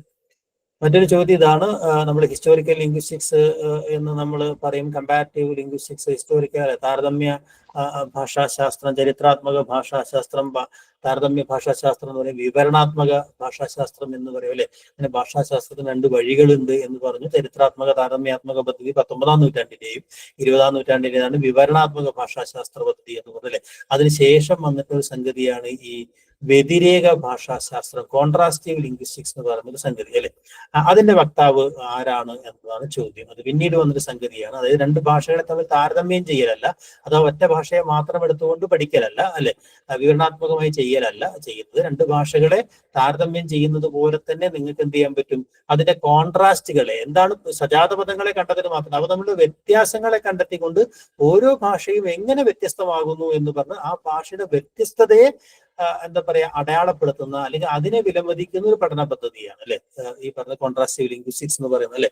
അത് റോബർട്ട് ലാഡോ ആണ് ഈ പറയുന്ന പദ്ധതിയുടെ വക്താവ് അല്ലെ. അപ്പോൾ പറഞ്ഞു വന്നത് പലതരം ഭാഷയുണ്ട്, ഭാഷാശാസ്ത്രമുണ്ട്. എന്താണ് ഭാഷ എന്ന് നമ്മൾ സാമാന്യമായിട്ട് പറഞ്ഞു കഴിഞ്ഞു അല്ലെ. ഒരു മനുഷ്യൻ്റെതാണ് ഭാഷ, ഒരു നിശ്ചിത സമൂഹം അല്ലെ, നിശ്ചിത മനുഷ്യ സമൂഹം അല്ലെ ആശയവിനിമയത്തിന് വേണ്ടി ഉപയോഗിക്കുന്നതും അല്ലെ ആശയവുമായി വെറും താൽക്കാലികവും പ്രതീകവും പ്രതീകാത്മകവും അതുപോലെ തന്നെ ആരോപിതവുമായ ഒരു ബന്ധമുള്ള അല്ലെ ഒരു കൂട്ടം ഉച്ചാരണ ശബ്ദങ്ങളുടെ സ്വരൂപ ഘടനയോടുകൂടിയ ഒരു പഠിത വൃത്തിയാണ് ഭാഷ എന്നൊക്കെ നിങ്ങൾ ഭാഷാശാസ്ത്രത്തിൽ ഭാഷയുടെ നിർവചനം നമ്മൾ പഠിച്ചു വെച്ചിട്ടുണ്ട് അല്ലെ. ഭാഷാശാസ്ത്രവും ഭാഷയും എന്താന്ന് പറഞ്ഞാൽ പിന്നെ ഭാഷാശാസ്ത്ര സമീപനങ്ങൾ ഏതൊക്കെയാണ് എന്ന് പറയുന്ന ഒരു കാര്യം വരും അല്ലെ. പ്രധാനമായിട്ടും നമുക്ക് ഈ പറയുന്ന 3 ഭാഷാശാസ്ത്ര സമീപനങ്ങളാണ് ഈ ആധുനിക ഭാഷാശാസ്ത്രത്തിനകത്തുള്ളത്. ഒന്ന് താരതമ്യാത്മകമായ സമീപനമാണ്, മറ്റൊന്ന് വിവരണാത്മക സമീപനമാണ്, ഒന്ന് നമ്മളിപ്പോൾ പറഞ്ഞ പിൽക്കാലത്ത് വികസിച്ചു വന്ന വ്യതിരേകാത്മകമായ സമീപനങ്ങൾ അല്ലെ. അതാണ് ഭാഷാശാസ്ത്രവുമായി ബന്ധപ്പെട്ട ആമുഖമായ ചില ആശയങ്ങൾ എന്ന് പറയുന്നത്. ഓക്കെ, എങ്ങനെയാണ് ഈ പറയുന്ന പ്രതീകങ്ങൾ അല്ലെങ്കിൽ ഈ പറയുന്ന രൂപകങ്ങൾ ഉണ്ടാവുന്നത് എന്നതുമായി ബന്ധപ്പെട്ട് ഈ പറയുന്ന എന്താ പറയാ ഭാഷയും മനസ്സും തമ്മിലൊരു ബന്ധം എന്താണ് അല്ലെ. ഭാഷയുടെ അനുബന്ധ പഠന മേഖലകളുമായി ബന്ധപ്പെട്ട ഒരു സംഗതിക്കകത്താണ് ഈ ചിന്തയും അനുഭവവും രൂപപ്പെടുന്ന ഭാഷയിലൂടെയാണ് എന്ന് പറയുന്ന സിദ്ധാന്തം ആരാണ്. അതായത് നമ്മൾ ആദ്യം ചിന്തിക്കുന്നു, അതിനുശേഷം അതിൻ്റെ ഒരു ഭാഷയുടെ കഞ്ചുകം എടുത്തണിയുന്നു എന്തായിരുന്നു നമ്മൾ നേരത്തെ പറയുന്ന ആശയവിനിമയത്തിന് ഒരു ഉപാധി. പക്ഷെ ആശയം എന്ന് പറയുന്ന തന്നെ ഭാഷാനിർമ്മിതമാണ് എന്ന് പറയുന്ന ഒരു സംഗതിയിലേക്ക് വരുന്നു അല്ലെ. അതുകൊണ്ട് ചിന്തയും അനുഭവവും ഒക്കെ ഭാഷയിലൂടെയാണ് രൂപപ്പെടുന്നത്. ഭാഷയിൽ നടത്തിയെത്താൻ നിങ്ങൾക്ക് ചിന്തയോ അനുഭവമോ ഇല്ല എന്ന് പറയുന്ന ഒരാശയം അല്ലെ. അത് പറഞ്ഞത് അല്ലെ ആരാണ് എന്നാണ് ചോദ്യം അല്ലെ. അറിയാവോ? വളരെ പ്രസിദ്ധമായിട്ടുള്ള സബീർ-വോർഫ് ഹൈപ്പോത്തിസിസ് എന്നൊക്കെ പറഞ്ഞ ലിംഗ്വിസ്റ്റിക് റിലേറ്റിവിറ്റി എന്ന് പറയുന്ന ഒരു പ്രധാനപ്പെട്ട ആശയം അവർ മുന്നോട്ട് വെക്കുന്നുണ്ട് അല്ലെ. അതൊരു തരം ആപേക്ഷികതാ ബന്ധമാണ് ലിംഗ്വിസ്റ്റിക് റിലേറ്റീവ് തിയറി എന്ന് പറയുന്ന സംഗതി. അത് പറഞ്ഞത് ഈ പറഞ്ഞ എഡ്വേർഡ് സബീർ ആണ്. അതായത് ചിന്തയും ഭാഷയും തമ്മിൽ അങ്ങനെ വേർപിരിക്കാൻ കഴിയാത്തൊരു ബന്ധമുണ്ട് എന്ന് സാരം. അല്ലാതെ നിങ്ങൾ ആദ്യം ചിന്തിക്കുന്നു പിന്നെ അന്വേഷണം ഇന്ന് ഭാഷ ഇത് അപൂർണമിങ്ങഹോ എന്ന് പറയുന്നു എന്നുള്ള ഒരു രീതിയിലല്ല ഭാഷയും അല്ലെങ്കിൽ ആശയവും തമ്മിലുള്ള ബന്ധം എന്നതിന്റെ കാര്യം അല്ലെ. എന്ന് പറഞ്ഞാൽ മനഃശാസ്ത്രവുമായിട്ട് നമ്മളിപ്പോ കടന്നുപോയിക്കൊണ്ടിരിക്കുന്ന ഒരു മേഖല എന്ന് പറയുന്നത് ഭാഷാശാസ്ത്രവും മറ്റു പഠന മേഖലകളുമായിട്ടുള്ള ബന്ധമാണ്. ഇപ്പൊ ഭാഷയും മനസ്സും തമ്മിലുള്ള ബന്ധവുമായി ബന്ധപ്പെട്ടാണ് സൈക്കോ ലിംഗ്വിസ്റ്റിക്സ് എന്ന് പറയുന്ന ഒരു പഠന പദ്ധതി തന്നെ. ഈ ലിംഗ്വിസ്റ്റിക്സിനകത്ത് ഏറ്റവും ആദ്യം വികസിച്ച ഒരു പഠന പദ്ധതി കൂടി അതാണ് അല്ലെ. പിന്നെയാണ് സോഷ്യോ ലിംഗ്വിസ്റ്റിക്സ് എന്ന് പറയുന്ന ഒരു പഠന പദ്ധതി ഉണ്ടാവുന്നത്. ഞാൻ നേരത്തെ സൂചിപ്പിച്ചു, അത് സാമൂഹ്യ ഭാഷാശാസ്ത്രം എന്ന് പറയുന്നത് ഘടനാത്മക ഭാഷാശാസ്ത്രത്തിനെതിരായിട്ട് തന്നെ വേണമെങ്കിൽ എതിരായിട്ട് തന്നെ എന്ന് പറയാവുന്ന ഒരു മൂവ്മെന്റ് ആണ് എന്നല്ലേ. അപ്പോ ആരാണത് തുടങ്ങി വെച്ചത് അല്ലെങ്കിൽ സോഷ്യോ ലിംഗ്വിസ്റ്റിക്സ് എന്ന പദത്തിന്റെ ഉപജ്ഞാതാവ് ആര് എന്നാണ് ചോദ്യം അല്ലെ. വില്യം ലബോവ്. ലബോവ് അല്ല, ആക്ച്വലി ഹഡ്സൺ ആണ് ഈ പറയുന്ന ആദ്യമായിട്ട് അത് ഉപയോഗിക്കുന്നത്. സോഷ്യോ ലിംഗ്വിസ്റ്റിക്സ് എന്ന് പറയുന്ന ഒരു സാധനം ആദ്യമായിട്ട് ഉപയോഗിക്കുന്നത്. പിന്നീട് അതൊരു ഒരു സ്കൂളായിട്ട് പിന്നീട് വികസിക്കുന്നത് എങ്ങനെയാണെന്ന് മാത്രമേ ഉള്ളൂ. 1939 ഇന്ത്യയിലുള്ള സോഷ്യോ ലിംഗ്വിസ്റ്റിക്സ് ഇൻ ഇന്ത്യ എന്ന് പറയുന്ന ഒരു ഇതിനകത്താണ് അദ്ദേഹം ഈ സോഷ്യോ ലിംഗ്വിസ്റ്റിക്സ് എന്ന് പറയുന്ന വാക്ക് ആദ്യമായിട്ട് കൊണ്ടുവരുന്നത്. പക്ഷെ അത് പദ്ധതിയായിട്ട് പിന്നീട് ഈ പറയുന്ന വികസിക്കുന്നത് മാത്രം. ചോദ്യത്തിനകത്തുള്ള ഒരു ട്വിസ്റ്റ് മാത്രമാണത്. ഓക്കെ, ഭാഷാശാസ്ത്രത്തിന്റെ പഠന മേഖലകളെ കുറിച്ചാണ് നമ്മളിപ്പോ സംസാരിച്ചു കൊണ്ടിരുന്നത് അല്ലെ. അതിനെ നമുക്ക് പ്രധാനമായും ഈ പറയുന്നത് പോലെ കോർ ഏരിയാസ് എന്ന രീതിയിൽ സ്വരവിജ്ഞാനം ഉണ്ട് അല്ലെ, ഭാഷാ ശബ്ദങ്ങളെ കുറിച്ചുള്ള പഠനമുണ്ട്, സ്വനിമ വിജ്ഞാനമുണ്ട് അല്ലെ, രൂപിമ വിജ്ഞാനമുണ്ട് അല്ലെ, വാക്യവിജ്ഞാനമുണ്ട്, അർത്ഥവിജ്ഞാനമുണ്ട്. അർത്ഥവിജ്ഞാനത്തെ നേരത്തെ ഘടനാവാദികൾ അംഗീകരിച്ചിരുന്നില്ല. അവർ 4 മാത്രമേ പറഞ്ഞിരുന്നുള്ളൂ, സ്വനം തൊട്ട് വാക്യം വരെയാണ്. അർത്ഥം കൂടെ പിന്നീട് അതിനകത്ത് ഉണ്ട് എന്നുള്ള രീതിയിൽ study of the speech sounds ഉണ്ടല്ലോ, ഫൊണോളജി, സൗണ്ട് പാറ്റേൺ ഈ പറയുന്ന ഫൊണീമുകളെ കുറിച്ചുള്ള പഠനമാണ്. മോർഫോളജി ഉണ്ട്, സിൻടാക്സ് ഉണ്ട് അല്ലെ, സെമാൻറ്റിക്സ് ഉണ്ട്. ഇത്രയാണ് ഭാഷയുടെ കോർ ഏരിയാസ് എന്ന് പറയുന്ന പഠന മേഖലകൾ എന്നത് അല്ലെ. പിന്നീടുള്ളത് അതിന്റെ അനുബന്ധ പഠന മേഖലകളും അതോടൊപ്പം തന്നെ അല്ലെങ്കിൽ അന്തർവൈജ്ഞാനിക സ്വഭാവമുള്ള പഠനങ്ങളും അപ്ലൈഡ് ആയിട്ടുള്ള തിയററ്റിക്കൽ ലിംഗ്വിസ്റ്റിക്സ് എന്നും സൈദ്ധാന്തിക ഭാഷാശാസ്ത്രം എന്നും പ്രായോഗിക ഭാഷാശാസ്ത്രം എന്നും അപ്ലൈഡ് ലിംഗ്വിസ്റ്റിക്സ് എന്നും ലിംഗ്വിസ്റ്റിനെ തരംതിരിക്കാറുണ്ട് അല്ലെ. അതിൽ അപ്ലൈഡ് ലിംഗ്വിസ്റ്റിക്സിന്റെ മേഖലയിലും വേറെ പഠനങ്ങളുണ്ട്. അപ്പൊ നമ്മൾ നേരത്തെ പറഞ്ഞ തിയററ്റിക്കൽ ലിംഗ്വിസ്റ്റിക്സിന്റെ ഭാഗമാണ് അല്ലെ. ഇപ്പൊ ഈ രീതിയിൽ ഞാൻ നേരത്തെ പ്രാഗ്മാറ്റിക്സിനെ കുറിച്ച് നമ്മൾ പറഞ്ഞല്ലേ, സന്ദർഭത്തിനനുസരിച്ച് ഉണ്ടാവുന്ന ഈ പറഞ്ഞ ഭാഷയുടെ വിനിമയത്തെ പഠിക്കുന്ന രീതി, സോഷ്യോ ലിംഗ്വിസ്റ്റിക്സിന്റെ ഭാഷയും സമൂഹവും തമ്മിലൊരു ബന്ധം അല്ലെ, സൈക്കോ ലിംഗ്വിസ്റ്റിക്സ് ഭാഷാ മനോവിജ്ഞാനീയം എന്ന ഭാഷയുടെ ഘടനയും മനസ്സിന്റെ ഘടനയും തമ്മിലുള്ള ബന്ധത്തെ കുറിച്ച് പഠിക്കുന്ന സംഗതി, ഹിസ്റ്റോറിക്കൽ ലിംഗ്വിസ്റ്റിക്സ് ഉണ്ട്, കമ്പ്യൂട്ടേഷണൽ ലിംഗ്വിസ്റ്റിക്സ് ഉണ്ട് അല്ലെ, അങ്ങനെ ന്യൂറോ ലിംഗ്വിസ്റ്റിക്സ് ഉണ്ട്. ഇങ്ങനെ പല മേഖലകൾക്കകത്തായിട്ട് ഇത്തരം പഠനങ്ങളൊക്കെ ഉണ്ടാവുന്നുണ്ട് അല്ലെ. ഈ പറഞ്ഞ പലതരം പഠന മേഖലകൾ അല്ലെങ്കിൽ ആന്ത്രപ്പോളജിക്കൽ ലിംഗ്വിസ്റ്റിക്സ് ഉണ്ട്. ഇതിന്റെ അപ്ലിക്കേഷൻ ലെവലും ഈ പറയുന്നത് പോലെ ഭാഷ പല മേഖല, ട്രാൻസ്ലേഷൻ സ്റ്റഡീസ് ഒക്കെ പോലെയുള്ള മറ്റ് പ്രയുക്ത മേഖലകളും ഉണ്ട് എന്നറിയാം. ഇതാണ് ഏറ്റവും പ്രധാനമായ ഭാഷാശാസ്ത്രത്തിന്റെ പഠന മേഖലകൾ എന്ന് ഒന്ന് ഓർക്കണം അല്ലെ. അതിന്റെ അനുബന്ധ പഠന മേഖലകളായിട്ടാണ് പല ഡിസിപ്ലിനകത്ത് പലതരം വിഷയങ്ങൾ പിൽക്കാലത്ത് വികസിച്ചു വന്നത്. ഉദാഹരണമായിട്ട് ഫോറൻസിക് ലിംഗ്വിസ്റ്റിക്സ് ഒക്കെ പോലെ, ഇക്കോ ലിംഗ്വിസ്റ്റിക്സ് പോലെ, അല്ലെങ്കിൽ ഈ പറഞ്ഞ ഭാഷാബോധനവുമായി ബന്ധപ്പെട്ട് എഡ്യൂക്കേഷണൽ ലിംഗ്വിസ്റ്റിക്സ്, ട്രാൻസ്ലേഷൻ സ്റ്റഡീസിനെ കുറിച്ച് ഞാൻ നേരത്തെ പറഞ്ഞു അല്ലെ, സ്റ്റൈലിസ്റ്റിക്സ്, ശൈലീ വിജ്ഞാനിയും സാഹിത്യ പഠനവും ഭാഷാ പഠനവും തമ്മിലുള്ള ഒരു മിക്സറിൽ നിന്നാണ് സ്റ്റൈലിസ്റ്റിക്സ് ഉണ്ടായത്. നമ്മൾ കഴിഞ്ഞ ക്ലാസ്സിൽ പറയണ്ടായി. ഡിസ്കോഴ്സ് അനാലിസിസ് ഉണ്ട് അല്ലെ, ഈ പറഞ്ഞ പലതരം പൊളിറ്റിക്കൽ ഡിസ്കോഴ്സ് അനാലിസിസ് അല്ലെങ്കിൽ ആദ്യകാലത്തെ ഡിസ്കോഴ്സ് അനാലിസിസ്, ലാംഗ്വേജ് അക്വിസിഷൻ എന്ന് പറയുന്നത് അതുമായി ബന്ധപ്പെട്ടുള്ള പഠന മേഖലകളുണ്ട്, കോർപ്പസ് ലിംഗ്വിസ്റ്റിക്സ് എന്ന് പറയുന്നത്. ഇങ്ങനെ നിരവധിയായ മറ്റ് പഠന മേഖലകളും അന്തർവൈജ്ഞാനിക മേഖലയിൽ പിൽക്കാലത്ത് വികസിച്ചിട്ടുണ്ട് എന്നുള്ളതാണ് അല്ലെ. ഇതുകൂടാതെ ലെക്സിക്കോഗ്രഫി എന്ന് പറയുന്ന സംഗതിയുണ്ട്. ഇതൊക്കെ ചിലപ്പോൾ ചില ടേമുകളൊക്കെ ചോദിച്ചത് എന്താണെന്നൊക്കെ ചോദിക്കുമ്പോൾ മനസ്സിലാക്കാൻ വേണ്ടി മാത്രമാണ് അല്ലെ. ലെക്സിക്കോഗ്രഫി എന്ന് പറഞ്ഞാൽ നിഘണ്ടുവുമായി ബന്ധപ്പെട്ട, നിഘണ്ടു രചനയുമായി ബന്ധപ്പെട്ട പഠന മേഖലയുണ്ട്. ഫിലോസഫിക്കൽ ലിംഗ്വിസ്റ്റിക്സ് ഉണ്ട്, കൊഗ്നിറ്റീവ് ലിംഗ്വിസ്റ്റിക്സ്, പുതിയ ഒരു ബ്രാഞ്ചായിട്ട് വരുന്ന സംഗതിയാണ് ധൈഷണിക ഭാഷാശാസ്ത്രം എന്ന് പറയുന്ന ഭാഷാവിനിമയങ്ങളും നമ്മുടെ ധൈഷണിക ഇതും തമ്മിലൊരു ബന്ധത്തെ ആസ്പദമാക്കിയിട്ടുള്ള പഠനമാണ് എനിക്കറിയാം അല്ലെ. ഈ പറഞ്ഞ കൊഗ്നിറ്റീവ് ലിംഗ്വിസ്റ്റിക്സ് എന്ന് പറയുന്ന സാധനം അല്ലെ. അതുപോലെ തന്നെ മറ്റൊരു സംഗതിയാണ് ഈ പറഞ്ഞ ഡോക്യുമെന്റേഷൻ എന്ന് പറയുന്നത്, ഡയലക്ടിക്കൽ ആയിട്ടുള്ള പഠനങ്ങൾ അല്ലെങ്കിൽ എത്നോ ലിംഗ്വിസ്റ്റിക്സ് എന്ന് പറയുന്ന സംഗതികൾ അല്ലെ. അപ്പൊ അങ്ങനെ പല മേഖലകൾക്കകത്ത് അതോടൊപ്പം തന്നെ ഭാഷയുടെ പരിണാമവുമായി ബന്ധപ്പെട്ട പഠനം, അതുമായി ബന്ധപ്പെട്ട ധാരാളം പഠനങ്ങളുണ്ട്. അല്ലെങ്കിൽ ജെൻഡറുമായി ബന്ധപ്പെട്ട പഠനങ്ങൾ, ഇങ്ങനെ പല മേഖലകൾക്കകത്തും ഭാഷാ പഠനം പല പല മേഖലകളായിട്ട് വികസിച്ചിട്ടുണ്ട്. ജെൻഡർ ലിംഗ്വിസ്റ്റിക്സ് പോലുള്ള മേഖലകൾ. ഓക്കെ, അതിനകത്ത് ആദ്യത്തെ ഒരു സംഗതിയാണ് ഹിസ്റ്റോറിക്കൽ ലിംഗ്വിസ്റ്റിക്സ് എന്ന് പറയുന്ന സാധനം അല്ലെ. സംസ്കൃതവും ലാറ്റിനും തമ്മിൽ പദവ്യാകരണത്തിൽ സമാനതയുണ്ടെന്ന് ആദ്യം പറഞ്ഞതാണ്. അതുകൊണ്ട് വേണം നമുക്കറിയാവുന്നതുപോലെ ഈ പറയുന്ന ഹിസ്റ്റോറിക്കൽ ലിംഗ്വിസ്റ്റിക്സ് ആരംഭിച്ചത് നമുക്കറിയാം. അതാരാണെന്നുള്ള ഉത്തരം എല്ലാവർക്കും അറിയാവുന്നത്, സ്ഥിരമായിട്ട് പരീക്ഷയിലൊക്കെ വരുന്ന ഒരു ചോദ്യമാണ് അല്ലെ. ആരാണ്? William Jones. അതെ, സർ വില്യം ജോൺസ് ആണ്. അദ്ദേഹം ഒരു ഫ്രഞ്ച് ജെസ്യൂട്ട് പാതിരിയായിരുന്നു അല്ലെ. അദ്ദേഹം ഈ പറഞ്ഞ കൽക്കട്ടയിലെ റോയൽ ഏഷ്യാറ്റിക് സൊസൈറ്റിയിൽ നടത്തിയ ഒരു പ്രഭാഷണത്തിനകത്താണ് ഇങ്ങനെ 4-5 ഭാഷകൾക്ക് തമ്മിൽ ഒരു ജനിതക ബന്ധമുണ്ട് എന്ന് അദ്ദേഹം ഇങ്ങനെ പറയുന്നു അല്ലെ. അതിൽ നിന്നാണ് അതിന്റെ ഒരു ആലോചന ഉണ്ടാവുന്നത് എന്ന് അറിയാം അല്ലെ. ഓക്കെ, അതിനകത്ത് ഉത്തരം മാറി എഴുതിയുള്ളൂ. ഏതാണ് ഇൻഡോ യൂറോപ്യൻ ഭാഷാ കുടുംബത്തിൽ ഉൾപ്പെടാത്തത് എന്നാണ് ചോദ്യം അല്ലെ. ഇൻഡോ യൂറോപ്യൻ ഭാഷാ കുടുംബത്തിൽ ഉൾപ്പെടാത്തത് ഏതാണ് എന്നാണ് ചോദ്യം. അറിയാവോ? Romance, Germanic. ഇപ്പൊ നമ്മൾ മെല്ലെ ഇതിന്റെ ജിനിയോളജിക്കൽ ക്ലാസിഫിക്കേഷൻ എന്ന് പറഞ്ഞ ഏരിയയിലേക്ക് അത് എത്തിയെന്ന് മനസ്സിലാവല്ലേ. ഭാഷകളെ ആനുവംശികമായി തരംതിരിക്കുന്ന രീതി, അതിന്റെ ഭാഗമായിട്ടാണ് ജർമാനിക്, യുറാലിക്, റൊമാൻസ് ഭാഷകൾ, കെൽറ്റിക് ഭാഷകൾ എന്നൊക്കെ പറഞ്ഞല്ലേ. അതിൽ കെൽറ്റിക് ഭാഷ എന്ന് പറയുന്നത് ഇൻഡോ യൂറോപ്യൻ ഗോത്രമായിട്ട് യാതൊരു ബന്ധവുമില്ലാത്ത ഗ്രൂപ്പ് ഓഫ് ലാംഗ്വേജസ് ആണ് അല്ലെ.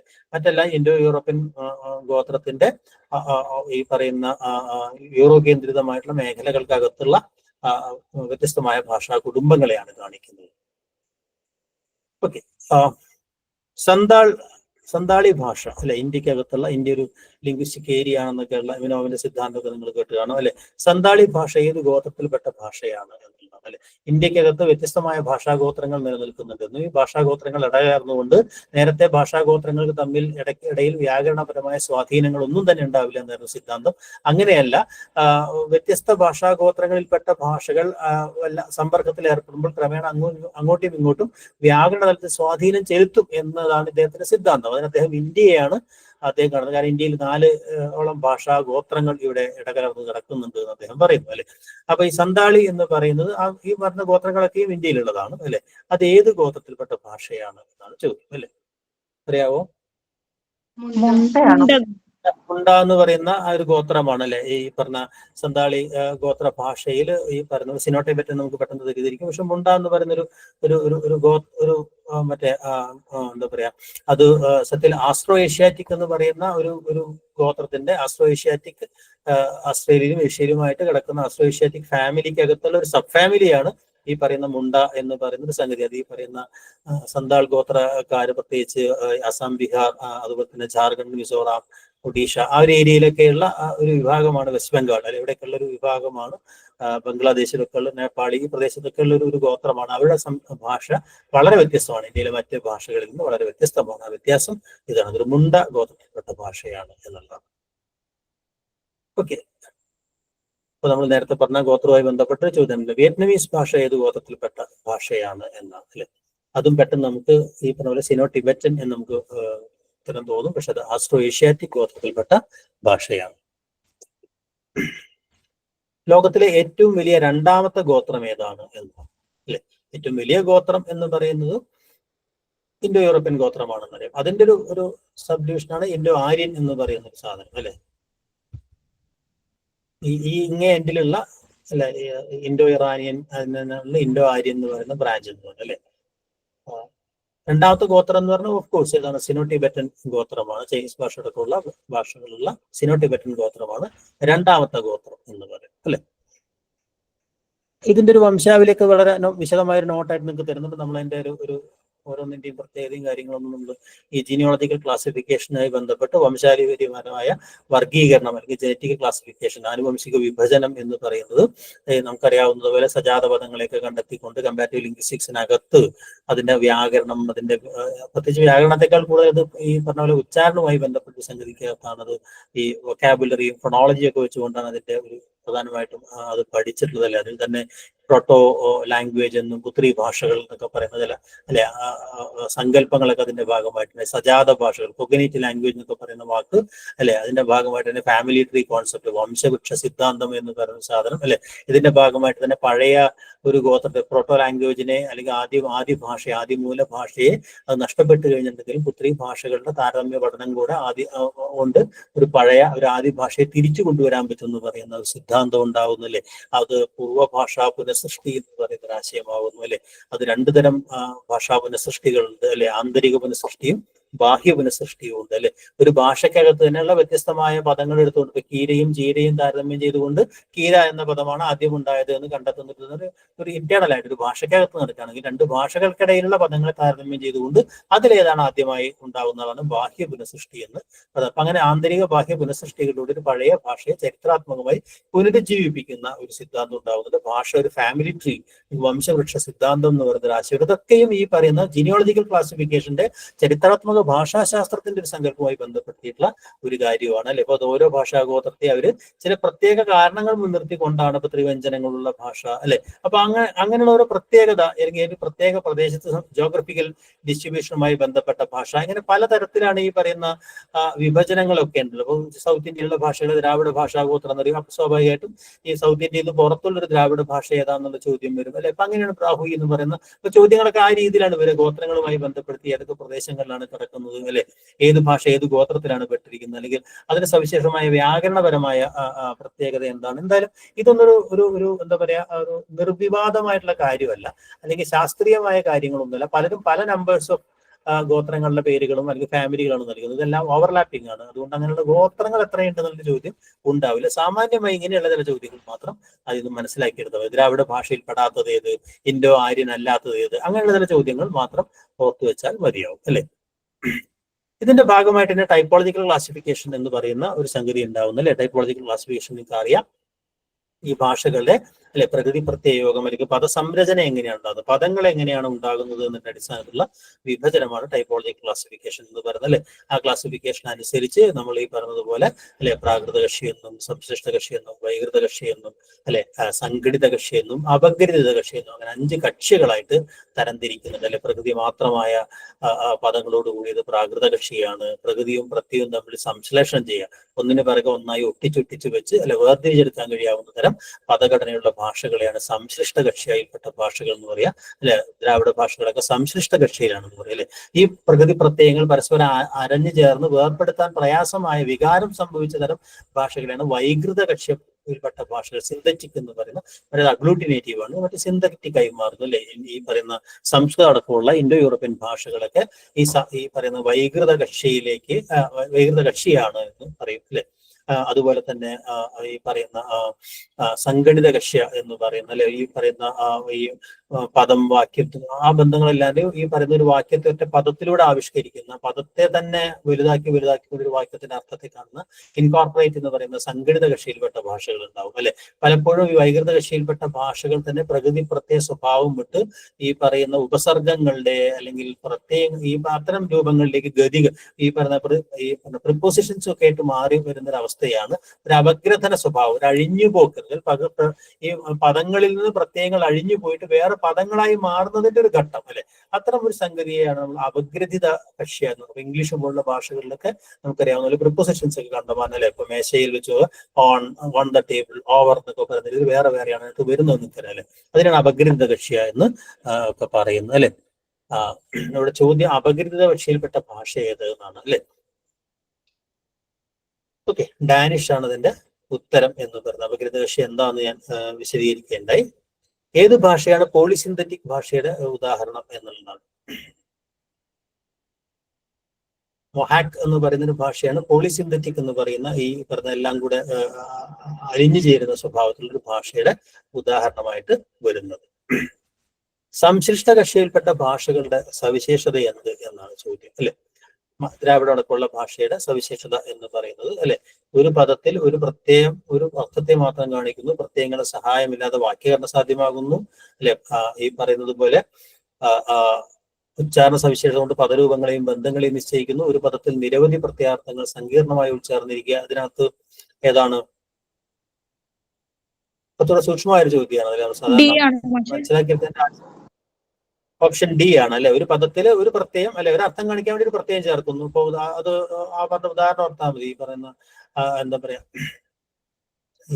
ഒരൊറ്റ പ്രത്യയം കൊണ്ട് ഒരുപാട് അർത്ഥങ്ങളെ സംസ്കൃതത്തിൽ കാണിക്കാൻ കഴിയും. പക്ഷെ ഒറ്റ പ്രത്യയത്തിനകത്ത് ഒരുപാട് അർത്ഥങ്ങളുണ്ട്. പക്ഷെ മലയാളത്തിൽ അങ്ങനെ ഓരോ പ്രത്യയങ്ങളും ഓരോരോ അർത്ഥത്തെയാണ് കാണിക്കുന്നത് എന്ന് പറയുന്ന ഒരു സാധനം. പടുഭി എന്ന് പറയുന്ന ഉദാഹരണം പറഞ്ഞ AR രാജരാജവർമ്മ അത് പറയുന്നുണ്ട്. മിടുക്കന്മാരെ കൊണ്ട് എന്ന് പറഞ്ഞ മിടുക്ക് അന്മാർ കൊണ്ട് എന്ന് പറയുന്ന വ്യത്യസ്ത ഘടകങ്ങളിലൂടെയാണ് നമ്മൾ ഓരോരോ അർത്ഥങ്ങളെയും, അതായത് പുല്ലിംഗമാണെന്നും ബഹുവചനമാണ് എന്നും അല്ലെ അങ്ങനെയുള്ള കാരണാർത്ഥങ്ങളൊക്കെ നമ്മൾ കൊണ്ടുവരുന്നെങ്കിൽ അവിടെ ബിസ് എന്ന് പറഞ്ഞിട്ട് ധാതുവിനെ കൊണ്ടാണ് സംസ്കൃതത്തിൽ ഇത് കാണിക്കുന്നത്.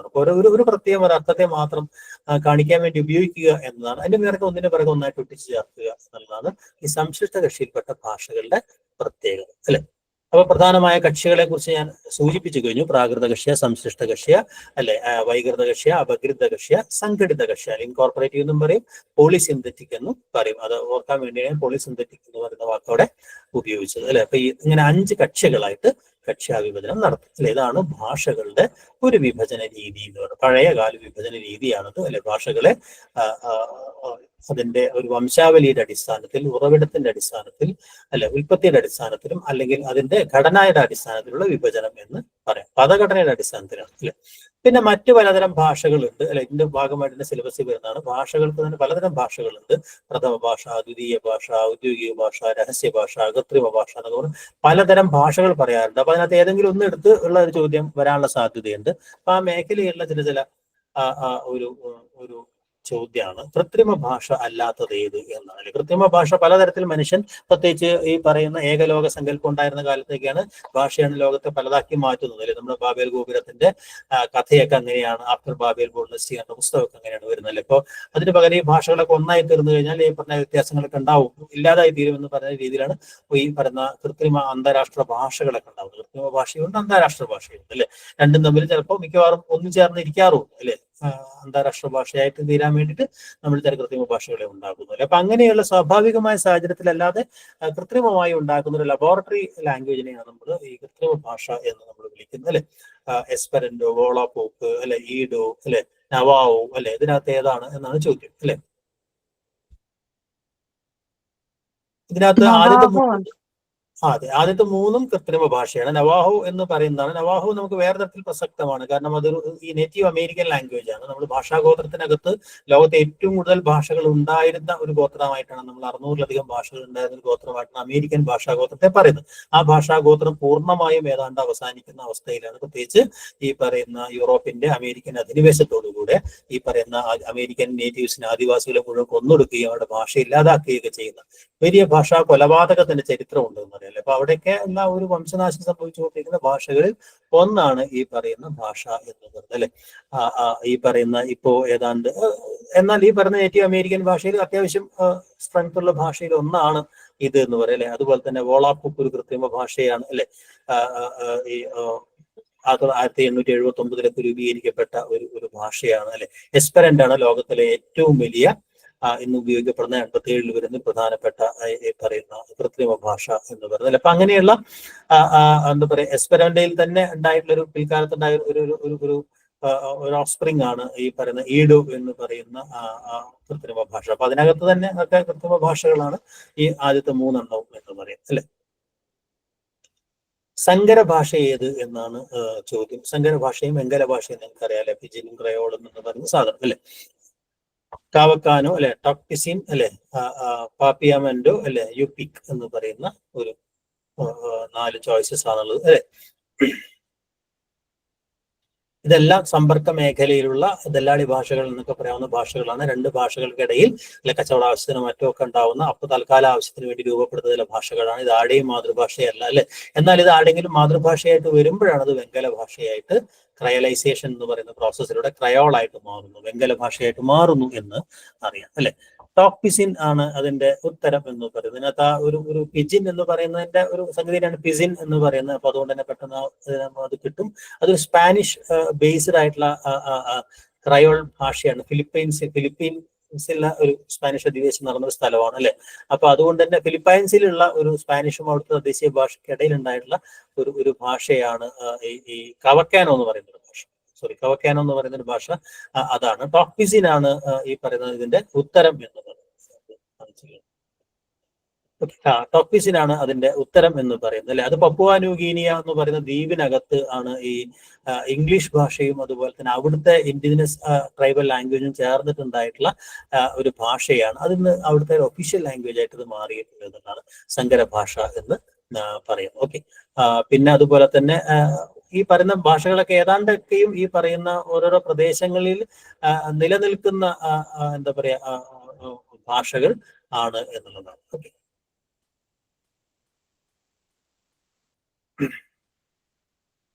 വെങ്കല ഭാഷ ഏത് എന്നുള്ളതാണ് ചോദ്യം, അല്ലെ. മറ്റത് സങ്കര ഭാഷയാണെങ്കിൽ, അല്ലെ, ഇവിടെ നമ്മൾ വെങ്കല ഭാഷയെ കുറിച്ച് പറഞ്ഞു, അല്ലെ. അത് ഈ പറയുന്ന ABC ഐലൻഡ്, കരീബിയൻ ഐലൻഡിൽ നിലനിൽക്കുന്ന ഒരു ഭാഷയാണ് പാപ്പിയോമെന്റോ എന്ന് പറയുന്ന ഭാഷ. അത് സങ്കര ഭാഷയായത്. സങ്കര ഭാഷ ക്രമേണ ഏതെങ്കിലും ഒരു സമൂഹത്തിന്റെ പ്രഥമ ഭാഷയായിട്ട് മാറുകയാണെങ്കിൽ അതിനെ നമ്മൾ വെങ്കലീകരണം എന്ന് പറഞ്ഞ പ്രോസസ്സായി പറഞ്ഞതിനെ വെങ്കല ഭാഷ എന്ന് പറയും. ഇന്റർലിംഗ്വ എന്ന് പറയുന്നത് ഞാൻ നേരത്തെ പറഞ്ഞതുപോലെ ഒരു കൃത്രിമ ഭാഷയാണ് എന്നറിയാം. ടോക്പിസിനെ കുറിച്ച് നമ്മൾ നേരത്തെ പറയേണ്ടത്. ഓക്കെ. ഈ ഒരു ട്രേഡ് ലാംഗ്വേജ് ആണ് ഈ പറയുന്ന റൂസ്നോ എന്ന് പറയുന്ന ഒരു ഭാഷ. ട്രേഡ് ലാംഗ്വേജ് ആയിട്ട്, അതായത് റഷ്യക്കാർക്കും അറബിക്കാർക്കിടയിൽ ഇടയിലുണ്ടായിരുന്ന സങ്കര ഭാഷയായിരുന്നു. ഓക്കെ. മൃതഭാഷയ്ക്ക് ഉദാഹരണം ഏത് എന്നാണ് ചോദ്യം, അല്ലെ. സംസ്കൃതം, ഹീബ്രു, ഗോതിക്, ഐറിഷ്, അല്ലെ. ഉത്തരം നമുക്ക് അറിയാം, അല്ലെ. ഗോധിക്കാണ് ഉത്തരം. സംസ്കൃതത്തെ മൃതഭാഷ നമ്മൾ തെറ്റായി പറയുന്നത്. സംസ്കൃതം ഇപ്പോഴും പ്രഥമ ഭാഷയായിട്ട് ഉള്ള ചെറിയ സമൂഹം നിലവിലുണ്ട് എന്നാണ് കാര്യം, അല്ലെ. അതുകൊണ്ട് ഗോധിക്കാണ് അതിന്റെ ഉത്തരം. ഇതുപോലെ തന്നെ പലതരം ഭാഷകളുണ്ട്. സങ്കര ഭാഷ എന്താണെന്നും വെങ്കല ഭാഷ എന്താണെന്നും, എന്താണ് ഫസ്റ്റ് ലാംഗ്വേജ്, എന്താണ് സെക്കൻഡ് ലാംഗ്വേജ്, അല്ലെ, എന്താണ് സ്റ്റാൻഡർഡൈസേഷൻ എന്ന് പറയുന്നത്, അല്ലെ. മാനക ഭാഷ, ഭാഷാഭേദങ്ങൾക്കിടയിൽ നിന്ന് ഒരു പ്രത്യേക ഭാഷാഭേദം, ആ ഒരു പ്രത്യേക ഭാഷയുടെ ഏറ്റവും മാനകീകരിക്കപ്പെട്ട രൂപമാണെന്ന് അംഗീകരിക്കപ്പെട്ട് അതിനെ മാനക ഭാഷയായിട്ട്, അതിനാണ് മാനക ഭാഷ, അല്ലെ. അതല്ലാത്തതിന് രൂപങ്ങളെ, ആ മാനക ഭാഷയിൽ ഉൾപ്പെടാത്ത രൂപങ്ങളെ മാനകേതരം എന്ന് നമ്മൾ പറയും. സബ്സ്റ്റാൻഡേർഡ് ലാംഗ്വേജ് എന്ന് പറയും, അല്ലെ. അതേപോലെ തന്നെ നാഷണൽ ലാംഗ്വേജ് ഉണ്ട്, ഇന്റർനാഷണൽ ലാംഗ്വേജ് ഉണ്ട്, നാച്ചുറൽ ലാംഗ്വേജ് ഉണ്ട്, ആർട്ടിഫിഷ്യൽ ലാംഗ്വേജ് ഉണ്ട്, അല്ലെ. ഇത് കൂടാതെ ആചാര ഭാഷകളുണ്ട്, രഹസ്യ ഭാഷകളുണ്ട്, ഒഫീഷ്യൽ ലാംഗ്വേജ് എന്ന് പറയുന്ന സംഗതികളുണ്ട്, അല്ലെ. ഫോർമൽ ഭാഷ, അല്ലെ, ഔപചാരിക ഭാഷ, അങ്ങനെ പലതരം ഭാഷകളുണ്ട്. അതിനകത്ത് പ്രധാനമായ സംഗതികൾ സങ്കര വെങ്കല ഭാഷയും അതുപോലെ ഈ പറയുന്ന അന്താരാഷ്ട്ര ഭാഷ പോലുള്ള കാര്യങ്ങളാണ് പരീക്ഷയ്ക്ക് വരാനുള്ള ഒരു ചോദ്യങ്ങളിൽ വരുന്നത്, അല്ലെ. ശിശുഭാഷ എന്ന് പറയുന്ന ടോപ്പിക്കിലേക്ക് നമുക്ക് വരാം. നേരത്തെ പറഞ്ഞ ഒരു ഭാഷാ വികാസവുമായി ബന്ധപ്പെട്ട് നമ്മൾ ഒരു കാര്യം നേരത്തെ സൂചിപ്പിക്കുകയുണ്ടായി അല്ലെ. അതിന്റെ തുടർച്ചയിലാണ് അത്തരം ഒരു ഒരു ഒരു എന്താ പറയാ ചോദ്യം ഇവിടെ വരുന്നത് അല്ലേ. ഒരു കുട്ടി പൂച്ച എന്ന് പറയുന്നത് കുട്ടിയുടെ ഭാഷാ വികാസത്തിൽ ഏത് ഘട്ടത്തെയാണ് കാണിക്കുന്നത് എന്നുള്ളതാണ്. ഭാഷാ വികാസത്തിന് 4-5 ഘട്ടങ്ങൾ നമ്മൾ പറയുന്നുണ്ട് അല്ലെ. ഏത് ഘട്ടത്തെയാണ്? അതെ, ഹോളോഫാസ്റ്റിക് എന്ന് പറയുന്ന ഒരു ഘട്ടമാണ്. ടെലിഗ്രാഫിക് ഘട്ടം കഴിഞ്ഞ് മൾട്ടിവേർഡ് ഘട്ടം കഴിഞ്ഞ് അല്ലെ നമ്മൾ എന്താ പറയാ ഒരു ഈ പറയുന്ന അർത്ഥത്തെ കാണിക്കുന്ന തരത്തിലേക്ക് കുട്ടിയുടെ ഭാഷ ഇത് വികസിക്കുന്ന പല ഘട്ടങ്ങളായിട്ട് ഈ പറയുന്ന വ്യാകരണ വികാസത്തിന് മുമ്പുള്ള ഒരു ഘട്ടമായിട്ട് അതിനെ പറയുന്നു. അപ്പൊ അതുകൊണ്ട് തന്നെ ഈ ഭാഷാ സമാർജനം എന്ന് പറയുന്നത് ബന്ധപ്പെട്ടുള്ള സിദ്ധാന്തമാണ്. കുറച്ച് പഴയ ഒരു ആശയമാണ് അതിന്റെ സ്റ്റേജസ് എന്ന് പറയുന്നത് അല്ലെ. അപ്പോ ഭാഷാ സമാർജന ഉപകരണം എന്ന് പറഞ്ഞാൽ നേരത്തെ പറഞ്ഞ ഒരു ആശയം തന്നെയാണ്. ഇവരെല്ലാവരും ഈ പറഞ്ഞ ഭാഷാ സമാർജനത്തെ കുറിച്ചുള്ള സിദ്ധാന്തങ്ങൾ പറഞ്ഞിട്ടുണ്ട്. ജീൻ പിയാഷെ പറഞ്ഞിട്ടുണ്ട്, വൈഗോട്സ്കി പറഞ്ഞിട്ടുണ്ട്, സ്കിന്നർ പറഞ്ഞിട്ടുണ്ട്, ചോംസ്കി പറഞ്ഞിട്ടുണ്ട് അല്ലെ. സ്കിന്നർ ഈ പറഞ്ഞ ഓപ്പറന്റ് കണ്ടീഷനിങ് പോലുള്ള സിദ്ധാന്തങ്ങളൊക്കെ ആവിഷ്കരിച്ച ആളാണ് നമ്മൾ നേരത്തെ അറിയാം അല്ലെ. നിർമ്മിതിവാദം കൊണ്ടുവന്നയാണ് ജീൻ പിയാഷെ എന്ന് പറയാം. അപ്പൊ ഇവരൊക്കെ ആ രീതിയിൽ പലതരത്തിലുള്ള സിദ്ധാന്തങ്ങൾ പറഞ്ഞ ആൾക്കാരാണ് അല്ലെ. പക്ഷെ നമുക്കറിയാം, നമ്മൾ നേരത്തെ ചർച്ച ചെയ്ത സംഗതിയാണ്, സാമൂഹ്യ നിർമ്മിതിയാണ് വൈഗോട്സ്കി പറഞ്ഞെങ്കിൽ നോം ചോംസ്കിയാണ് ഈ പറയുന്ന ആശയം പറഞ്ഞത് എന്ന് നമ്മൾ നേരത്തെ പറയുകയുണ്ടായി. ഓക്കെ, ശിശുഭാഷയുടെ ഘട്ടങ്ങളിലേക്ക് വരാം അല്ലെ. നമ്മൾ ഈ പറയുന്ന ഒരു 5 ഘട്ടങ്ങളായിട്ടാണ് നമ്മൾ ഈ പറയുന്ന ഒരു ശിശുഭാഷയെ പറയുന്നതിന്റെ രണ്ടാമത്തെ ഘട്ടമായിട്ടാണ് നമ്മൾ ഈ പറയുന്ന ഹോളോപ്ലാസ്റ്റിക് അല്ലെങ്കിൽ ഈ ജൽപ്പന ഘട്ടം എന്ന് പറയുന്ന ഒരു ഒറ്റപ്പദങ്ങളുടെ ഉച്ചാരണം എന്നൊക്കെ പറയുന്ന ഒരു ഘട്ടം ഉണ്ടാവും അല്ലെ. ആദ്യത്തെ കുറച്ച് ആഴ്ചകൾ കുട്ടി ചില കൂവലുകൾ അല്ലെ, ആ കൂവലുകൾ കുറുകലുകളിലേക്ക് മാറുന്നു. ചില ഫൊനീമുകളുടെ ചില ശബ്ദങ്ങളായിട്ട് നമ്മൾ ഇതിനെ തെറ്റിദ്ധരിക്കുന്നു അല്ലെ. അങ്ങനെയൊക്കെയുള്ള ചില ശബ്ദങ്ങൾക്ക് ആദ്യത്തെ ഘട്ടത്തിൽ കൂവിങ് സ്റ്റേജ് ഉണ്ട്, ബാബ്ലിംഗ് സ്റ്റേജ് ഉണ്ട്. അല്ലെങ്കിൽ അങ്ങനെ ഒരു ഇന്റൻഷണൽ കമ്മ്യൂണിക്കേഷൻ എന്ന് പറയുന്നത് 9 മാസം തൊട്ട് 12 മാസമൊക്കെ ആകുമ്പോഴാണ് കുട്ടി യഥാർത്ഥത്തിൽ ഈ പറയുന്ന കമ്മ്യൂണിക്കേഷൻ സിസ്റ്റത്തിലേക്ക് വരുന്നത്. 8 മാസം വരെ ആ കുട്ടിയുടെ ഈ പറയുന്ന എന്താ പറയാ വിനിമയത്തിനകത്ത് വലിയ അർത്ഥങ്ങളൊന്നും ഉണ്ടാവുന്നില്ല എന്നുള്ളതാണ്. ഇത് വിനിമയവുമായി ബന്ധപ്പെട്ടല്ല ആ കുട്ടിയെ ശബ്ദങ്ങൾ ഉണ്ടാക്കുന്നത്. പക്ഷെ അതുകൊണ്ട് തന്നെ ഭാഷ എന്ന് പറയുന്ന ഒരു വിനിമയ മണ്ഡലത്തിലേക്ക് പ്രവേശിക്കാൻ കഴിയാത്ത കുട്ടികൾ ഒരുപക്ഷെ അത്ര ശബ്ദങ്ങളൊക്കെ ഉണ്ടാക്കുന്നു എന്ന് പറയുന്നത്. അതിനുശേഷമുള്ള ഒരു ഭാഷയിലേക്കുള്ള ഒരു ഒന്നാമത്തെ സ്റ്റേജാണ് നമ്മൾ നേരത്തെ പറഞ്ഞ ഹോളോഫാസ്റ്റിക് എന്നൊക്കെ പറയുന്ന ഘട്ടം. ഒരു 1 വേർഡ് സ്റ്റേജ് എന്ന് പറയുന്നത് 12 മുതൽ 18 മാസം വരെയുള്ള ഒരു ഘട്ടത്തിനകത്താണ് ഈ സിംഗിൾ വേർഡുകൾ ഉപയോഗിക്കുക എന്നൊക്കെ പറയുന്ന ഒരു വലിയ വാക്യത്തെ കാണിക്കാൻ വേണ്ടി ഒരു സിംഗിൾ വേർഡ് ഉപയോഗിക്കുക എന്ന് പറഞ്ഞ് പാല് എന്ന് പറയുമ്പോൾ എനിക്ക് പാല് വേണം എന്ന് പറഞ്ഞ അർത്ഥമാണ്. നേരത്തെ പൂച്ച എന്ന് പറഞ്ഞതുപോലെ അല്ലെ, അവിടെ ഒരു പൂച്ചയുണ്ട് അല്ലെങ്കിൽ ഇതൊരു പൂച്ചയാണെന്നൊക്കെ പറഞ്ഞ പോലെ അതിന്റെ ഒരു സ്റ്റേജാണ് ഈ പറയുന്ന ഭാഷാഗ്രഹണം എന്ന് പറയുന്ന ഒരു സംഗതി അല്ലെ.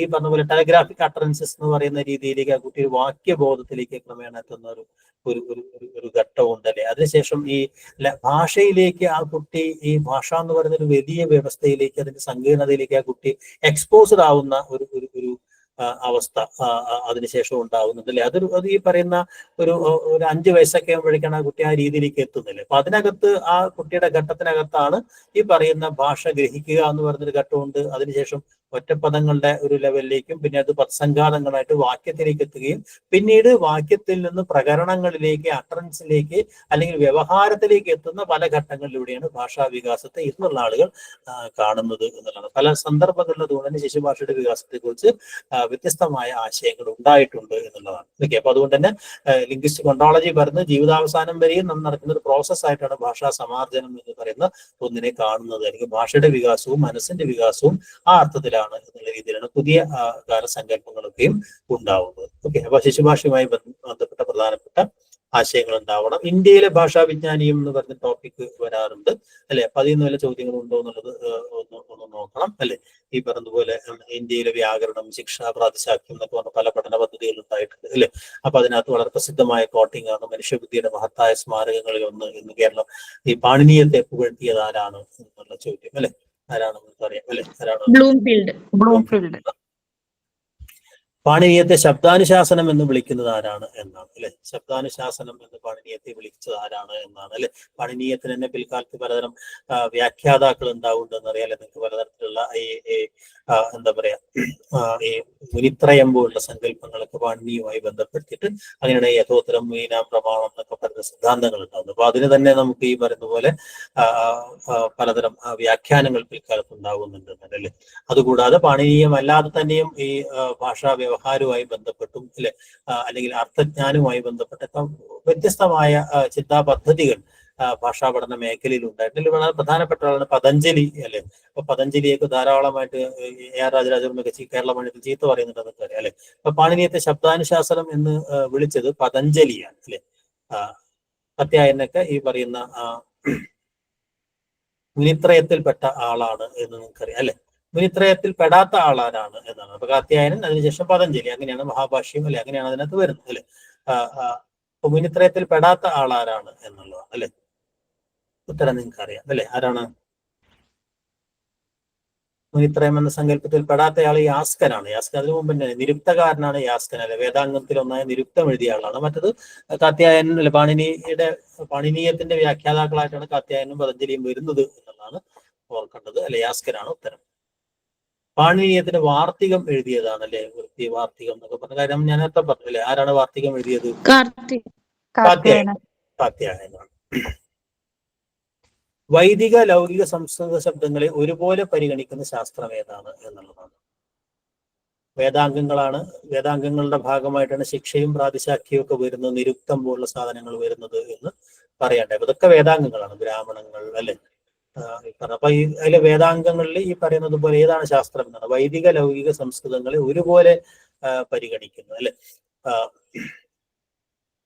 ശിക്ഷയാണ്, ശിക്ഷാശാസ്ത്രമാണ്. എല്ലാതരം വർണ്ണങ്ങളെയും മറ്റൊക്കെ പറ്റുക. പ്യുവർ പൊളിറ്റിക്സ് എന്ന് പറയാവുന്ന സാധനം ശിക്ഷയാണ്. പ്രതിശാഖ അല്ലെങ്കിൽ ഓരോ വേദങ്ങളുമായി ബന്ധപ്പെട്ട ആ വേദങ്ങളിൽ വരുന്ന ശബ്ദങ്ങളെ കുറിച്ചുള്ള പഠനങ്ങളെയാണ് നമ്മൾ പ്രതിശാഖ എന്നുള്ളതാണ് പ്രാതിശാഖ്യം എന്ന് പറയുന്ന പദമായി മാറും. അത് വെറും വേദശബ്ദങ്ങളെ കുറിച്ച് മാത്രം. രണ്ട് ശബ്ദശാസ്ത്രങ്ങളാണ് നമ്മുടെ ആദ്യകാലത്തെ പൊളിറ്റിക്സ് ആണ് ഈ ശിക്ഷയും പ്രാതിശാഖ്യവും. അവ തമ്മിലുള്ള വ്യത്യാസം എന്താണെന്ന് മനസ്സിലാക്കാൻ വേണ്ടിയാണ് ചോദ്യം. പ്രാതിശാഖ്യം എന്ന് പറയുന്നത് സവിശേഷമായ ഒരു വേദത്തിനകത്ത് വരുന്ന പദങ്ങളെ പഠിക്കുക എന്ന് പറയുമ്പോൾ ഓരോ വേദവുമായി ബന്ധപ്പെടുത്തിയാണ് പ്രാതിശാഖ്യം ഉണ്ടാവുന്നത്. ഓക്കെ. ശിക്ഷാശാസ്ത്രം ഞാൻ നേരത്തെ പറഞ്ഞു കഴിഞ്ഞു. ശബ്ദശാസ്ത്രമാണ് എന്ന് പറഞ്ഞാൽ ആദ്യത്തെ പൊളിറ്റിക്സ് ആണ് അല്ലെ.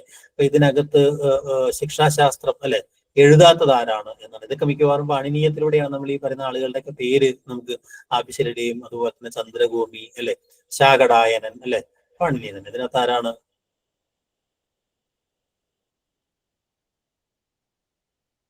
അറിയാവോ? ശാകടായനാണ്. ശാകടായനൻ വൈയാകരണനായിരുന്നു. അദ്ദേഹം ശിക്ഷാശാസ്ത്രം എഴുതിയ ആളല്ല അല്ലെ. അദ്ദേഹം ഈ പറഞ്ഞ ശാകടായനൻ അങ്ങനെ പറഞ്ഞിട്ടുണ്ട് ഇങ്ങനെ പറഞ്ഞിട്ടുണ്ടെന്നൊക്കെ പാണിനീയത്തിൽ കോട്ട് ചെയ്യപ്പെട്ടിട്ടുള്ള ഒരു മുൻകാല വൈയാകരണനാണ് ഈ പറയുന്ന ശാകടായനൻ എന്ന് പറയുന്നത്. ഓക്കെ.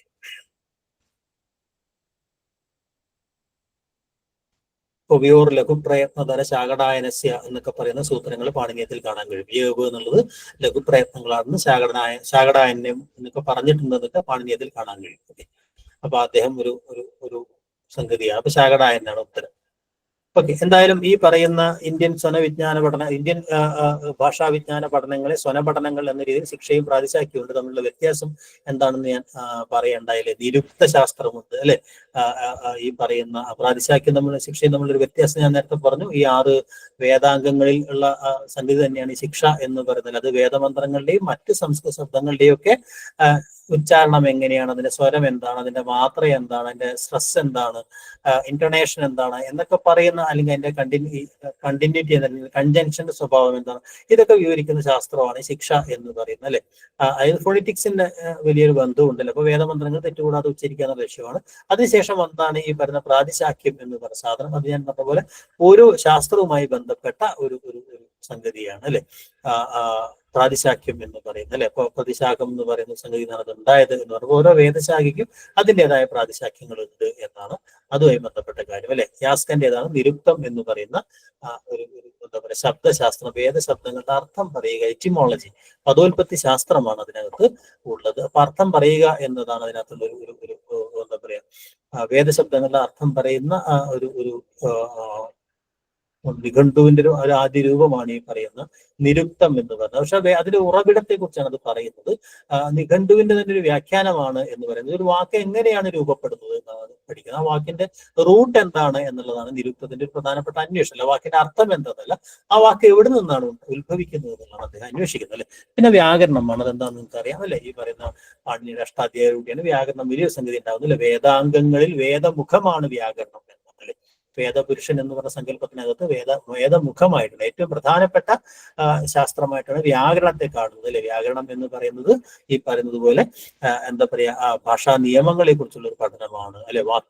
വാക്കിന്റെ വിഭജനങ്ങൾ, വാക്കുചേർന്ന് എങ്ങനെയാണ് വാക്യം ഉണ്ടാവുന്നത് തുടങ്ങിയ കാര്യങ്ങളാണ് ഈ പറയുന്ന എന്താ പറയാ വ്യാകരണം. ഇത് ഇത്രയുമാണ് ഇന്ത്യൻ സ്വനവിജ്ഞാന പഠനങ്ങൾ, ഇന്ത്യൻ ഭാഷാ വിജ്ഞാന പഠനങ്ങൾ എന്ന് പറയുന്നത്. ഓക്കെ, നമ്മൾ അടുത്തൊരു യൂണിറ്റിന് ചില ആശയങ്ങളോട് പറഞ്ഞ് നാളെ കാലത്ത് രണ്ടാമത്തെ അതിനകത്തുള്ളൊരു മേഖല എന്ന് പറഞ്ഞ സ്വനവിജ്ഞാനം. നമ്മൾ പറഞ്ഞ കോർ ലിംഗ്വിസ്റ്റിക്സ് സ്വനവിജ്ഞാനം, സിനിമ വിജ്ഞാനം, രൂപവിജ്ഞാനം, വാക്യവിജ്ഞാനം എന്നൊക്കെ പറയുന്ന ചില സംഗതികളാണ്.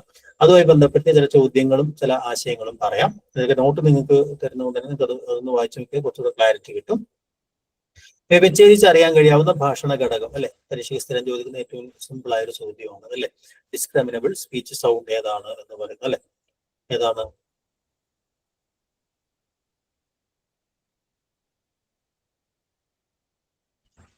വ്യവച്ഛേദിച്ചറിയാൻ കഴിയാവുന്ന ഭാഷണഘടം എന്ന് പറയുന്നത് സ്വനമാണ് അല്ലെ. ഫോൺ അല്ലെങ്കിൽ ധ്വനി എന്നൊക്കെ പറഞ്ഞ സാധനമാണ് അല്ലെ. അപ്പൊ നമ്മളുടെ വ്യത്യാസം എന്താണെന്നുള്ളത് മനസ്സിലാക്കും. ഓക്കെ, സ്വനമാണ്.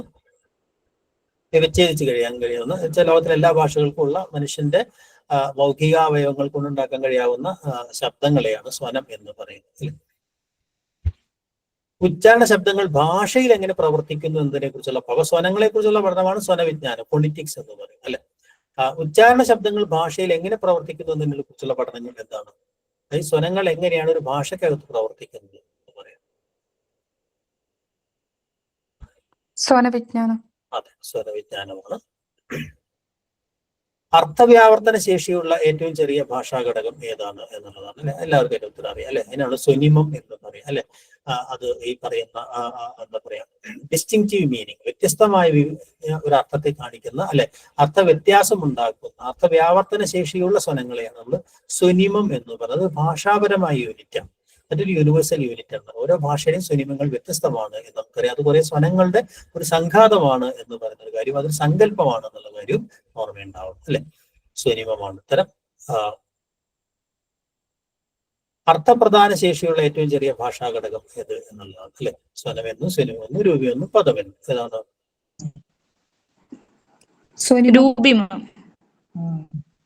രൂപിമാണ് അവിടെ ഉത്തരം അല്ലെ. അവിടെ ആ ചോദ്യം ഒന്ന് നമ്മൾ ശ്രദ്ധിച്ചൊന്ന് കേൾക്കണം അല്ലെ. മറ്റെന്താണ്?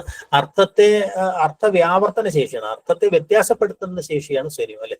സ്വന്തമായ അർത്ഥം നൽകുന്ന, അർത്ഥപ്രദാനം ചെയ്യുന്ന minimum meaning full unit of A language എന്ന് പറയുന്ന സാധനം അല്ലെ. ഭാഷയുടെ ഏറ്റവും അർത്ഥവത്തായ ഏറ്റവും ചെറിയ ഘടകത്തെയാണ് നമ്മൾ രൂപിമം, ഭാഷയ്ക്ക് രൂപിമം എന്ന് പറയുന്ന സാധനമായിട്ടുള്ള മോർഫീം എന്ന് പറയുന്ന സാധനം ഉണ്ടാകുന്നത്. അപ്പൊ നമുക്ക് അത്ര ചോദ്യങ്ങൾ തമ്മിലുള്ള ചെറിയ വ്യത്യാസമാണ്, ശ്രദ്ധിക്കണം എന്നുള്ളത്. അർത്ഥവ്യത്യാസം ഉണ്ടാകാത്ത ഉച്ചാരണ വ്യത്യാസം പറയുന്ന പേരെന്താണ്? അതും ഇതേപോലെ വാക്കുകൾ ഇങ്ങനെ ഇടയ്ക്കിടയ്ക്ക് വരുമ്പോൾ നമുക്ക് തെറ്റാൻ സാധ്യതയുണ്ട്. പക്ഷെ ചോദ്യമാണ്. ഉപസ്വനം, അലഫോൺ എന്ന് പറയുന്നതാണ് അല്ലെ. അത് കോംപ്ലിമെന്റേഷനിലായിരിക്കും അർത്ഥവ്യത്യാസം ഉണ്ടാക്കുന്നില്ല. ഒരേ സ്ഥലത്ത് ഈ ഉപസ്വനങ്ങൾ വന്നു കഴിഞ്ഞാൽ അർത്ഥവ്യത്യാസം ഉണ്ടാവുകയും അവ വേറെ വേറെ സ്വനിമങ്ങളായി മാറുകയും ചെയ്യുന്നതാണ്. അപ്പോൾ ഒരു സ്വനിമത്തിന്റെ അർത്ഥവ്യത്യാസം ഉണ്ടാക്കാത്ത, സ്ഥാനവ്യത്യാസത്തിനനുസരിച്ച് ഉച്ചാരണ വ്യത്യാസം മാത്രമുള്ള രൂപങ്ങളെയാണ് നമ്മൾ ഉപസ്വനങ്ങൾ, അലോഫോണുകൾ എന്ന് വിളിക്കുന്നത് എന്ന് നമുക്കറിയാം അല്ലെ. അതാണ് ഉപസ്വനം എന്ന് പറയുന്നത് അല്ലെ. അപ്പൊ ഈ ശബ്ദങ്ങളൊക്കെ ഉണ്ടാവുന്നതിന് അപ്പൊ നമുക്കറിയാം അത് ഉച്ചാരണ സ്വനവിജ്ഞാനം ഉണ്ട് അല്ലെ. പിന്നെയാണ് സ്വനിമ വിജ്ഞാനം ഉണ്ടാവുന്നത്. ഏറ്റവും ആദ്യം നമ്മൾ ഉച്ചാരണ സ്വനവിജ്ഞാനത്തിലേക്കാണ് പോകുന്നത് അല്ലെ. എങ്ങനെയാണ് ഭാഷ ഉച്ചരിക്കപ്പെടുന്നത് അല്ലെ. അപ്പൊ അതിനകത്ത് നമ്മൾ രണ്ട് തരം ഉച്ചാരണ അവയവങ്ങളെ രണ്ടായിട്ട് തരംതിരിക്കും അല്ലെ. ഈ പറഞ്ഞ പോലെ ചലനശേഷിയുള്ളതും ഇല്ലാത്തതും അല്ലെ. ഉച്ചാരണ അവയവങ്ങൾ സ്ഥിരകരണങ്ങളിൽ പെട്ടത് ഏത് എന്നാണ് ചോദ്യം അല്ലെ. ഏതാണ്? പല്ലാണ് ഉത്തരം അറിയാം അല്ലെ. ശ്വാസകോശങ്ങൾക്ക് സങ്കോച വികാസം ഉണ്ടാക്കുന്നത് ഏത് അവയവമാണ്? നമ്മുടെ ശബ്ദം പുറപ്പെടുവിക്കുന്നതിന്റെ ഏറ്റവും അടിസ്ഥാന ഘടകം എന്ന് പറയുന്നത്, അഥവാ നമ്മുടെ ഉച്ചാരണ അവയവങ്ങളിൽ ഏറ്റവും താഴെ തട്ടിലുള്ള അവയവം എന്ന് പറയുന്നത് അല്ലെ. ഡയഫ്രം, പ്രാചീരം.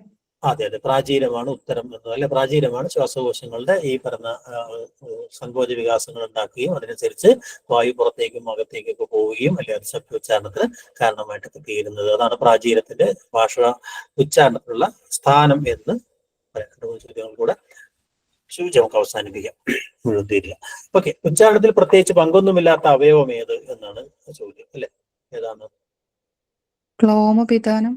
അതെ, ക്ലോമപിതാനം എന്ന് പറയുന്ന താഴേക്കും തൂങ്ങി കിടക്കുന്ന അവയവമാണ്. അതിന് പ്രത്യേകിച്ച് ഈ പറയുന്ന എന്താ എപ്പിഗ്ലോട്ടിസ് എന്ന് പറയുന്ന, അല്ലെ, ഈ പറയുന്ന എന്താ പറയാ ശബ്ദമാണ്. ഈ പറയുന്ന എന്താ പറയാ, അതൊരു സേഫ്റ്റി വാൾവ് പോലെ പ്രവർത്തിക്കുന്ന ഒരു സംഗതിയാണ്, അല്ലെ? ഈ പറയുന്ന നമ്മൾ ഭക്ഷണമൊക്കെ കഴിക്കുമ്പോൾ മറ്റതിനകത്ത് പോവാതിരിക്കാൻ വേണ്ടി ഒരു ഫ്ലാപ്പ് ആയിട്ട് നമ്മൾ ഉപയോഗിക്കണം. ടോപ്പ് ഓഫ് ദ ലാരിങ്സിൽ ഉപയോഗിക്കുന്ന ഒരു സംഗതിയാണ് നമുക്കറിയാം, അല്ലെ? ഈ നമ്മുടെ ഈ വാച്ച് ബോക്സിന്റെ മുകളിൽ ഉപയോഗിക്കുന്ന ഒരു ഫ്ലാപ്പിനാണ് ഈ പറയുന്ന എപ്പിഗ്ലോട്ടിസ് എന്ന് പറയുന്നത്, അല്ലെ? താഴേക്ക് തൂങ്ങിക്കിടക്കുന്ന ഒരു ഈ പറയുന്ന സോഫ്റ്റ് പലൈറ്റിനെ, നമ്മുടെ മൃദുതാലുവിനെ താഴേക്ക് തൂങ്ങിക്കിടക്കുന്ന ഒരു അവയവത്തെ നമ്മൾ യൂള എന്ന് പറയുന്ന, അല്ലെ, ചെറുനാക്ക് എന്ന് പറയുന്നത്, അല്ലെ? അപ്പൊ ആ ചെറുനാക്ക് പ്രകമ്പനം നമ്മൾ ഗാർഗിൾ ചെയ്യുമ്പോൾ ഉണ്ടാക്കുന്ന ശബ്ദം എന്ന് പറയുന്നത് ചില ഭാഷകളിൽ സ്വനിമമായിട്ട് മാറാറുണ്ട്. അപ്പൊ ഏറ്റവും താഴെ നിന്നുള്ള ശബ്ദത്തിൽ ഒന്നതാണ് നമ്മൾ ഉപ്പുവെള്ളപ്പ് ഗാർഗിൾ ചെയ്യുമ്പോൾ ഉണ്ടാവും. അപ്പൊ അതൊക്കെ ശബ്ദങ്ങൾ ഉണ്ടാക്കുന്ന അവയവമാണ്. ബാക്കിയെല്ലാം ശബ്ദങ്ങൾ ഉണ്ടാക്കുന്ന അവയവമാണ്. ഈ പറയുന്ന ഈ ശബ്ദങ്ങൾ ഉണ്ടാക്കുന്ന അല്ലെങ്കിൽ ശബ്ദങ്ങളെ പുറപ്പെടുവിക്കാൻ സഹായിക്കുന്നതായ അവയവങ്ങളാണ്. ഓക്കെ, നാദതന്തുക്കൾ സ്ഥിതി ചെയ്യുന്നത് എവിടെയാണ് എന്നുള്ളതാണ്, അല്ലെ? എല്ലാവർക്കും ഉത്തരം അറിയാം, അല്ലെ? നമ്മൾ ഈ ആറ്റംസ് ആപ്പിളിനൊക്കെ പറയുന്ന, അല്ലെ, നമുക്ക് ഈ വോക്കൽ കോഡ്സ്, രണ്ട് ചുണ്ടുകൾ പോലുള്ള രണ്ട് ഭാഗങ്ങളാണ്. അതിന്റെ അടക്കലും തുറക്കലുമാണ് നമുക്ക് ശ്വാസി എന്നും നാദി എന്നും രണ്ട് തരം വർണ്ണങ്ങൾ ഉണ്ടാവുന്നത് എന്നൊക്കെ നമുക്കറിയാം, അല്ലെ? വോക്കൽ കോഡ്സ് നമുക്ക് വോയിസ് നൽകുന്നത്, അല്ലെ? അപ്പൊ വോയിസ് എന്നും വോയിസ്ലെസ് എന്നുള്ള ആ വിഭജനത്തിന്റെ അടിസ്ഥാനം ആയി വരുന്നത് ഈ നാദതന്തുക്കളാണ്, അല്ലെ? അപ്പൊ അത് എവിടെയാണ് നിൽക്കുന്നത്? തന്തുക്കൾ ഒരു പേടകത്തിനകത്താണ് ഉള്ളത് എന്നുള്ളതാണ്, അല്ലെ? അത് ഏതാണ് എന്നാണ് ചോദ്യം, അല്ലെ? ഋഗം എന്നാണ് ഉത്തരം, അല്ലെ? ഋഗമാണ് ഉത്തരം. അപ്പൊ ഇത്രയാണ് ഉച്ചാരണ അവയവങ്ങൾ. ഈ ഉച്ചാരണ അവയവങ്ങൾക്ക് ഓരോന്നിനും അതിൻ്റെതായ ഉച്ചാരണ പങ്കുണ്ട്. അപ്പൊ ഇതിനകത്ത് ആ അവയവം ചെയ്യുന്ന റോൾ എന്താണ്, ഈ അവയവം എന്താണ് ചെയ്യുക, അങ്ങനെയുള്ള ചില ചോദ്യങ്ങളുണ്ടാവും. അല്ലെങ്കിൽ ഈ പറയുന്നത് പോലുള്ള എവിടെയാണ് നിലകൊള്ളുന്നത്, അങ്ങനെയുള്ള ചില ചോദ്യങ്ങളുണ്ടാവും, അല്ലെ? ഇപ്പൊ നമ്മൾ ഫാരിങ്സ് എന്നും ലാരിങ്സ് എന്നും നമ്മൾ പറഞ്ഞു, അല്ലെ? ഈ ഫാരിങ്സിന്റെ തലപ്പത്താണ് ഈ പറയുന്ന ലാരിങ്സ് എന്ന് പറയുന്ന ഈ ഋഗം എന്ന് പറഞ്ഞ സാധനം ഉള്ളത്, അല്ലെ? അവിടെ ഞാൻ നേരത്തെ എപ്പിഗ്ലോട്ടിസിനെ കുറിച്ച് ഞാൻ നേരത്തെ സൂചിപ്പിക്കുകയുണ്ടായി, അല്ലെ? പിന്നെ ട്രക്കിയും ഉണ്ട്, ഈസോഫാഗസ് എന്നൊക്കെ പറഞ്ഞ ശ്വാസനാളങ്ങളും അന്നനാളവും, ശ്വാസനാളവും അന്നനാളവും ഉണ്ട്, അല്ലെ? ഡയഫ്രം താഴെയുണ്ട്. നമ്മുടെ നാവിനെ തന്നെ നമ്മൾ മൂന്നായി തരംതിരിക്കുന്നുണ്ട്. ജിഹ്വാഗ്രത്തിന് ഉച്ചാരണത്തിന് കാര്യമായ പങ്കില്ല. അതിന് തൊട്ട് പിറകിലുള്ള ജിഹ്വാതലം, മദ്യം, ജിഹ്വാ മദ്യം എന്ന് പറഞ്ഞ് ജിഹ്വാ മൂലം, അല്ലെ? അങ്ങനെ ഫ്രണ്ട്, അല്ലെ, നമ്മുടെ front vowel, back vowel, mid വോവലിനൊക്കെ ഉണ്ടാക്കുന്ന അല്ലെങ്കിൽ മറ്റു സ്വരങ്ങളെ ഉണ്ടാക്കുന്നതിനകത്ത്, വ്യഞ്ജനങ്ങളെ ഉണ്ടാക്കുന്നതിനകത്ത് ഈ പറയുന്ന നാവിന്റെ ഈ മൂന്ന് ഭാഗങ്ങൾ പ്രധാനമാണ്. നേസൽ കേവിറ്റിയും അതുപോലെ തന്നെ ഓറൽ കാവിറ്റി, രണ്ട് കാവിറ്റിയിലൂടെയാണ് വായു പുറത്തു പോകുന്നത്. അതുകൊണ്ട് തന്നെ അതിലൂടെ എങ്ങനെ വായു പുറത്തു പോകുന്നു എന്നുള്ള ശബ്ദങ്ങൾക്ക് ഉച്ചാരണ വ്യത്യാസം ഉണ്ടാക്കുന്നുണ്ട്. അതുകൊണ്ട് അതും ഉച്ചാരണ അവയവമാണ്. പല്ല് നേരത്തെ പോലെ മേൽപ്പല്ലുണ്ട്, കീഴ്പ്പല്ലുണ്ട്. മേൽപ്പല്ലാണ് കൂടുതലായിട്ടും ഉച്ചാരണത്തിൽ പങ്കെടുക്കുന്നത് നമുക്കറിയാം, അല്ലെ? ചുണ്ടുകൾ നമ്മൾ ചലകരണങ്ങൾക്കകത്ത് ഏറ്റവും പ്രധാനപ്പെട്ട സംഗതിയാണ്. ഒന്ന് മാത്രമല്ല, നമ്മുടെ ഉച്ചാരണങ്ങൾക്കകത്ത് ഏറ്റവും പുറത്ത് നമ്മൾ ഉച്ചരിക്കുന്നത്, ഏറ്റവും അകത്ത് ഞാൻ നേരത്തെ ഉച്ചരിക്കുന്നത് നമ്മൾ പറഞ്ഞു. നമ്മൾ ഈ പറഞ്ഞ നാദതന്തുക്കളിൽ നിന്ന് അല്ലെങ്കിൽ ചെറുനാക്കിൽ നിന്നൊക്കെ നമ്മൾ വരുന്ന ഈ പറയുന്ന വർണ്ണങ്ങളാണെങ്കിൽ, അല്ലെ, ഏറ്റവും പുറത്ത് നിന്ന് നമ്മൾ ഉച്ചരിക്കുന്ന ബൈലാബിയൽ സൗണ്ട്സ് ആണ്, അല്ലെ? നമ്മൾ രണ്ട് ചുണ്ടുകളും അമർത്തിക്കൊണ്ടുണ്ടാക്കുന്ന ശബ്ദമാണ് നമ്മുടെ ഉച്ചാരണാവയവങ്ങളിൽ ഏറ്റവും പുറത്തുള്ളത്, അല്ലെ? അപ്പൊ അതിന് ചുണ്ടുകളാണ് പ്രധാനപ്പെട്ട സംഗതി, അല്ലെ? ഇതിനിടയിൽ ഒരു ഗ്യാപ്പിനെയാണ് ഗ്ലോട്ടിസ് എന്ന് നമ്മൾ വോക്കൽ കോഡ്സിന്റെ, അല്ലെ, ഗ്യാപ്പിനെ കൊണ്ട് വോക്കൽ കോഡ്സ് എന്താ നമ്മൾ നേരത്തെ പറഞ്ഞു, അല്ലെ? ചെറുനാക്കും അതുപോലെ എപ്പിഗ്ലോട്ടിസും ശ്വാസകോശവും എന്താന്ന് നമ്മൾ നേരത്തെ പറഞ്ഞു കഴിഞ്ഞിട്ടുണ്ട്. അപ്പൊ പ്രധാനപ്പെട്ട ഉച്ചാരണ അവയവങ്ങളെ കുറിച്ചൊരു ധാരണ നിങ്ങൾക്ക് ഉണ്ടാവും, അല്ലെ? സ്വനവർഗീകരണം എന്ന് പറയുന്ന ഒരു ടോപ്പിക് കൂടെ എടുത്ത് അവസാനിപ്പിക്കാൻ തോന്നുന്ന സമയം ഉണ്ടാവുന്ന അങ്ങനെ സ്വന വിജ്ഞാനം നമുക്ക് തീർക്കാൻ പറ്റും, അല്ലെ? ഉച്ചാരണത്തിൽ നമ്മൾ ഈ പറഞ്ഞ സ്വരങ്ങളെ നമ്മൾ വർഗീകരിക്കുന്നത് പ്രധാനമായിട്ട് 4 തരത്തിലാണ്. അപ്പൊ അതിനകത്ത് നിന്ന് ഇന്ന വർണ്ണത്തിന്റെ ഉച്ചാരണം എന്താണ്, അങ്ങനെയുള്ള ചില ചോദ്യങ്ങളൊക്കെയാണ് പരീക്ഷയ്ക്ക് വരിക.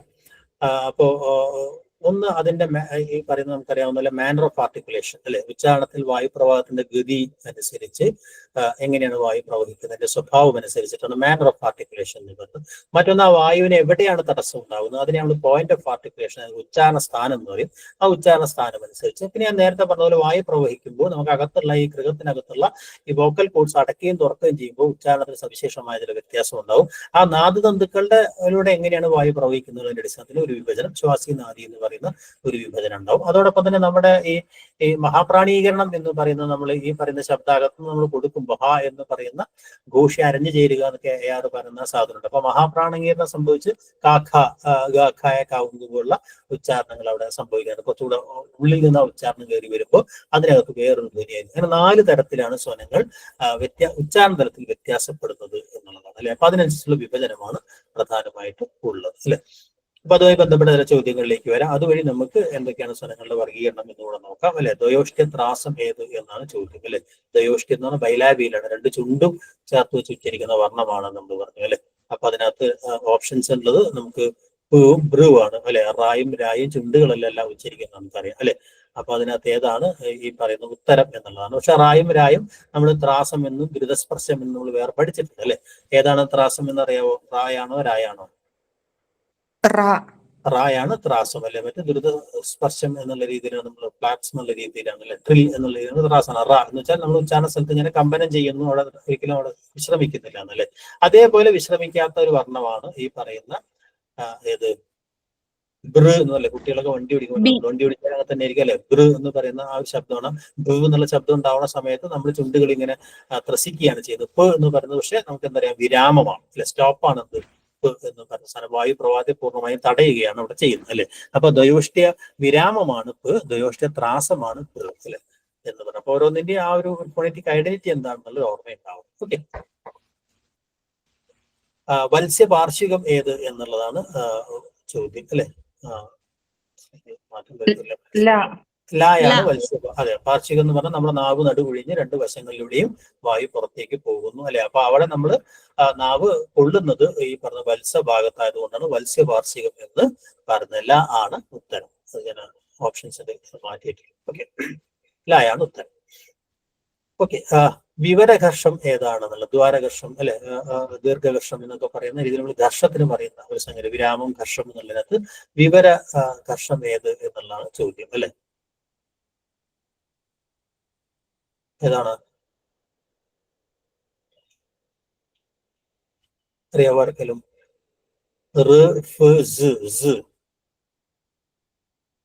ആണ് അതിന്റെ ഉത്തരം. ഓക്കെ, സ് ആണ് വിവരഘർഷം എന്ന് പറയാം. വിവരഘർഷം എന്ന് വെച്ചെന്താ? അതായത് നമ്മുടെ ഈ ഉച്ചാരണ സമയത്ത് നമ്മളുടെ ഈ ഇപ്പോ ഒരു മിനിറ്റ്, ഞാൻ വർണ്ണങ്ങൾ ഉച്ചരിച്ചു കഴിഞ്ഞിട്ടുണ്ടെങ്കിൽ ഇപ്പോ നമ്മളിപ്പോ റ എന്ന് ഉച്ചരിക്കുമ്പോഴും ഫ സ എന്ന് ഉച്ചരിക്കുമ്പോൾ നാവ് വളഞ്ഞ് നമുക്കകത്ത് എന്ത് ചെയ്യുന്നുണ്ട്, ഒരു സ്പേസ് ഉണ്ടാവുന്നുണ്ട്. അത് ദീർഘ സ്വഭാവത്തിലാണോ അല്ലെങ്കിൽ ഈ പറയുന്ന രീതിയിലാണോ എന്നുള്ള വ്യത്യാസമാണ്. സ എന്ന് പറയുന്ന ഉച്ചാരണം ഉണ്ടാവുമ്പോൾ നമ്മുടെ നാവ് അല്പം വളഞ്ഞ് അടിയിലാണ് ആ ഒരു ക്യാവിറ്റി രൂപപ്പെടുന്നത്. സ എന്ന് ഉച്ചരിക്കും പറയാം സ. ക്ലിയർ ആയോ? ഷ എന്ന് പറയുമ്പോൾ നാവ് മുകളിലേക്ക് മാറുകയും ചെയ്യുന്നത് സ.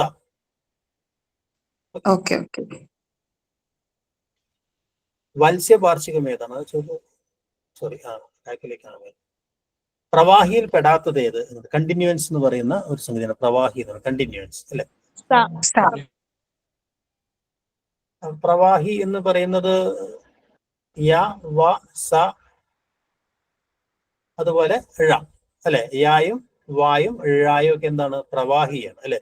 സ എന്ന് പറഞ്ഞാൽ നമ്മൾ നേരത്തെ എന്താണെന്ന് നമ്മൾ പറഞ്ഞു കഴിഞ്ഞു അല്ലെ. പ്രവാഹിയിൽ പെടാത്തത് സായ. വർഗാക്ഷരങ്ങളിൽ ഭാഷാശാസ്ത്ര പ്രകാരം വിരാമമല്ലാത്ത വർഗം ഏത് അല്ലെ? പരിശോധിച്ചിരിക്കുന്ന ഒരു ചോദ്യമാണ് അല്ലെ. ചവർഗമാണ് നമുക്കറിയാം. അതിന് വിരാമമായിട്ടല്ല, ഘർഷമായിട്ടല്ല, വിരാമഘർഷം എന്ന് പറയുന്ന ഒരു മേഖലയിലേക്ക് അത് കൊണ്ടുപോകുന്നു. കാരണം അവിടെ പൂർണ്ണമായും ഈ വിരാമത്തിന്റെയും ഘർഷത്തിന്റെയും സ്വഭാവം കാണിക്കുന്നു എന്ന് പറയുന്ന രീതിയിൽ അല്ലെ, ചവർഗം എന്ന് പറയുന്നത്. അപ്പൊ ഈ രീതിയിലാണ് വായുപ്രവാഹത്തിന്റെ ഗതിയും പ്രവാഹവും അനുസരിച്ച് നമ്മൾ അല്ലെ വിരാമമെന്നും ഘർഷം, വിരാമഘർഷം, പാർശ്വികം, ത്രാസം, ദ്രുതസ്പർശം, അനുനാസികം അല്ലെ, ഈ പറയുന്ന സ്വരങ്ങൾ അല്ലെ, കണ്ടിന്യൂസ്, പ്രവാഹികൾ എന്നൊക്കെ പറയുന്ന രീതിയിൽ അല്ലെ പറയുന്നതിനൊക്കെ പേരുകൾ ചില പുസ്തകങ്ങളിലൊക്കെ അവർ ഉൽക്ഷിപ്തം എന്നൊക്കെ പറയാറുണ്ട് ദ്രുതസ്പർശത്തിന് അല്ലെ. അതുപോലെ എന്താ പറയാ,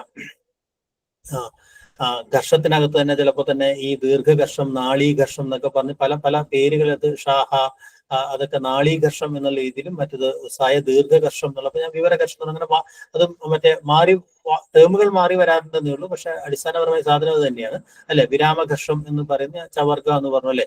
ലാസ ഒക്കെ പാർശ്വികമാണ് അല്ലെ. ത്രാസ് എന്ന് പറയുന്നത് റായാണ് അല്ലെ. പ്രവാഹി എന്ന് പറഞ്ഞാൽ നേരത്തെ പറഞ്ഞു വിഴാവായ അല്ലെ. അതൊക്കെ നമ്മുടെ പ്രവാഹികൾ എന്ന് പറയുന്ന തരം വർണ്ണങ്ങളാണ്. അത് നമ്മുടെ നാവിന്റെ അടിയിലൂടെയാണ് വായു ഉച്ചരിക്കുമ്പോൾ വായു പോകുന്നത് എന്ന് പറയാം അല്ലെ. ഓക്കെ, അപ്പൊ അത്രയും നമ്മൾ മാനർ ഓഫ് ആർട്ടിക്കുലേഷനുമായി ബന്ധപ്പെട്ടാണെങ്കിൽ ഇനി നമുക്ക് പോയിന്റ് ഓഫ് ആർട്ടിക്കുലേഷനുമായി ബന്ധപ്പെട്ട് എവിടെയാണ് നമ്മുടെ ചുണ്ടു തൊട്ട് ബാക്കിലേക്കുള്ള പലതരം ഉച്ചാരണ സ്ഥാനങ്ങളുടെ അടിസ്ഥാനത്തിലാണ് അത് വരുന്നത്. ഉഭയോഷ്ട്യ മഹാപ്രാണം ഏത് എന്നാണ് ചോദ്യം അല്ലെ. ഏതാണ് ഉഭയോഷ്ട്യം എന്നാണ്? ബയലേബിയിലാണ്, രണ്ട് ചുണ്ടും ചേർന്ന് ഒത്തിരിക്കുന്നതാണ്. അപ്പൊ പായും ഭായും മായും അതിനകത്ത് വരും. വ എന്ന് പറഞ്ഞ ചുണ്ട് അല്ല നമുക്കറിയാം. അപ്പൊ പായും ഭായും വായും അവിടെ വരും അല്ലെ. അതിനകത്ത് മഹാപ്രാണം ഏതാണ്? ഞാൻ നേരത്തെ പറഞ്ഞു കഴിഞ്ഞു എന്താണ് മഹാപ്രാണീകരണം അല്ലേ.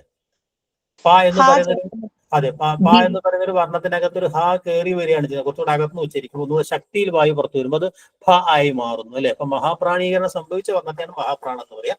ഉഭയോഷ്ട്യ മഹാപ്രാണം ഭായാണ്. ഓക്കെ,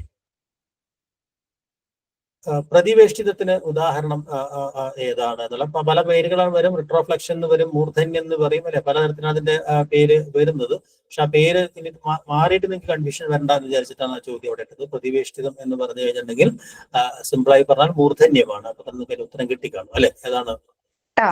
ടായാണ്. അത് ആ ഒരു വാക്ക് പഠിക്കാൻ വേണ്ടിയാണ് പലപ്പോഴും നമ്മുടെ ലിംഗ്വിസ്റ്റിക്സിലൊക്കെ നമുക്ക് മലയാളം ഉപയോഗിക്കുമ്പോൾ ഉണ്ടാവുന്ന ചില കുഴപ്പങ്ങളുണ്ട് അതിനകത്ത്.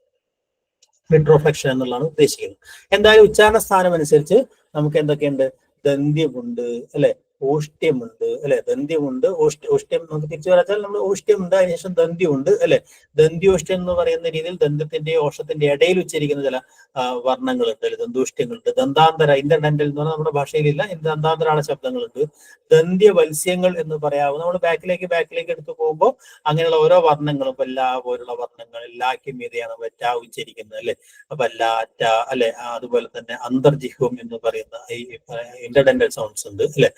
സോറി, മറ്റേ അന്തർജിഹ്വയെ പ്രകമ്പനം കൊള്ളിച്ച് ഉണ്ടാക്കുന്ന ശബ്ദങ്ങളുണ്ട്. മൃദുതാലവ്യങ്ങളുണ്ട്, അതുപോലെ തന്നെ കഠിനതാലവ്യങ്ങളുണ്ട്, മൂർധന്യങ്ങളുണ്ട്. ജിഹ്വാതലം, ജിഹ്വാമധ്യം, ജിഹ്വ മൂലത്തിന്റെ അടിസ്ഥാനത്തിലാണ് ആ വർഗീകരണം വരുന്നത്. വത്സ്യങ്ങളുണ്ട്, നാദതന്തുക്കളിൽ നിന്ന് പുറപ്പെടുവിക്കുന്ന ശബ്ദങ്ങളുണ്ട്. ഈ രീതിയിലാണ് നമ്മൾ ഉച്ചാരണത്തിന്റെ സ്ഥാനം അനുസരിച്ച് നമ്മൾ വർണ്ണങ്ങളെ തരംതിരിക്കുന്നത് അല്ലെ. അപ്പൊ അതിൽ ഏതൊക്കെ വർണ്ണം ഏതൊക്കെയാണെന്നുള്ള ചോദ്യങ്ങളാണ് പൊതുവെ വരിക.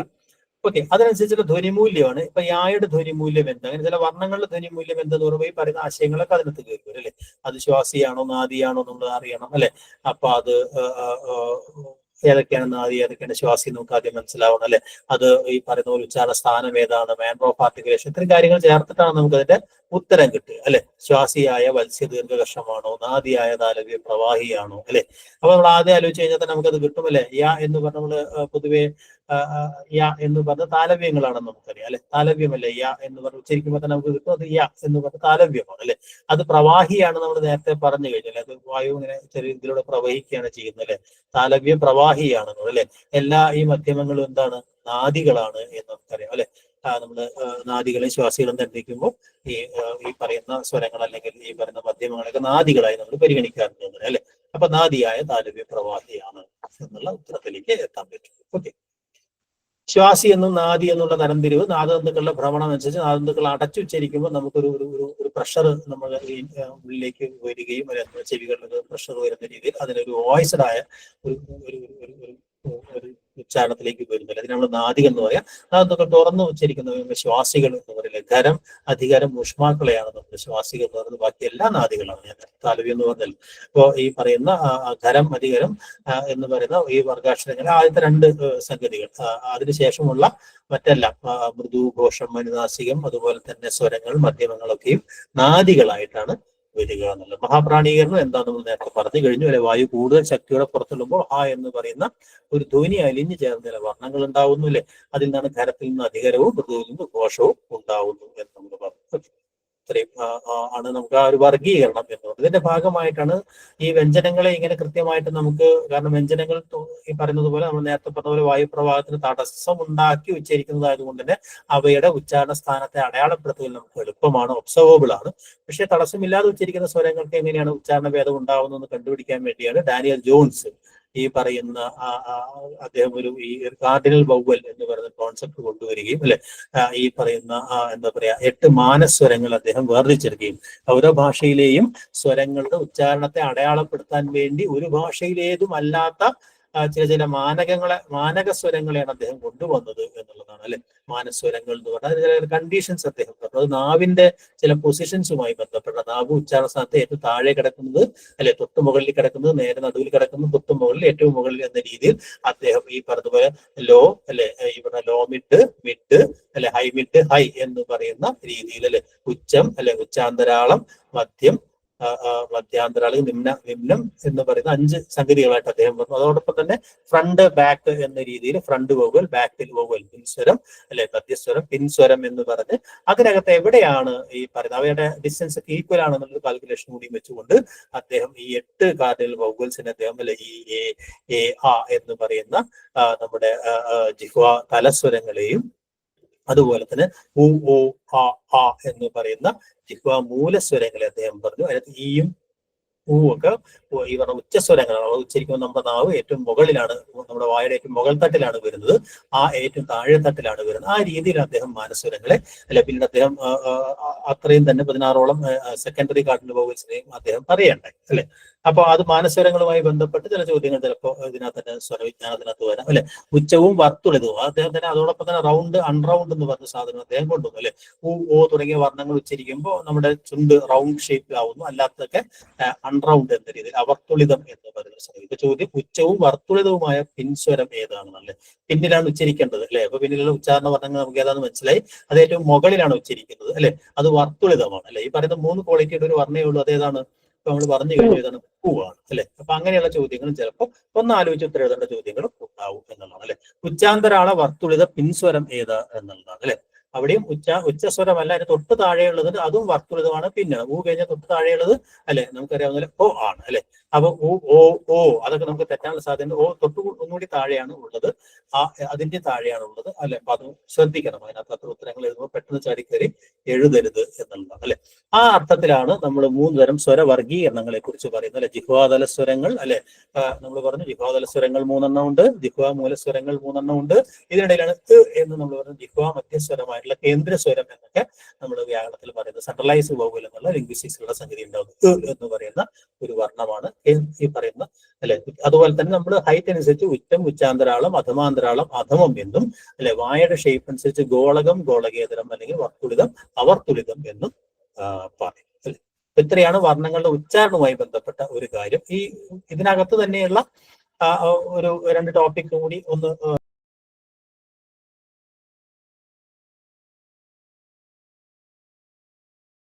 ശേഷം അത് തെറ്റി ഉച്ചരിക്കപ്പെടുന്ന ചില സാഹചര്യങ്ങളെ കുറിച്ച് കൂടെ ലിംഗ്വിസ്റ്റിക്സ് ചർച്ച ചെയ്യുന്നുണ്ട്. അവിടെയാണ് ഈ കോ ആർട്ടിക്കുലേഷൻ പോലുള്ള ചില കാര്യങ്ങൾ. ഒരു വർണ്ണം അത് ഉച്ചരിക്കേണ്ട സ്ഥലത്ത് അത് മറ്റൊരു സ്ഥലത്ത് ഉച്ചരിക്കുമ്പോൾ ആ വർണ്ണത്തിന്റെ ഉച്ചാരണത്തിൽ ചെറിയ വ്യത്യാസം ഉണ്ടാവും.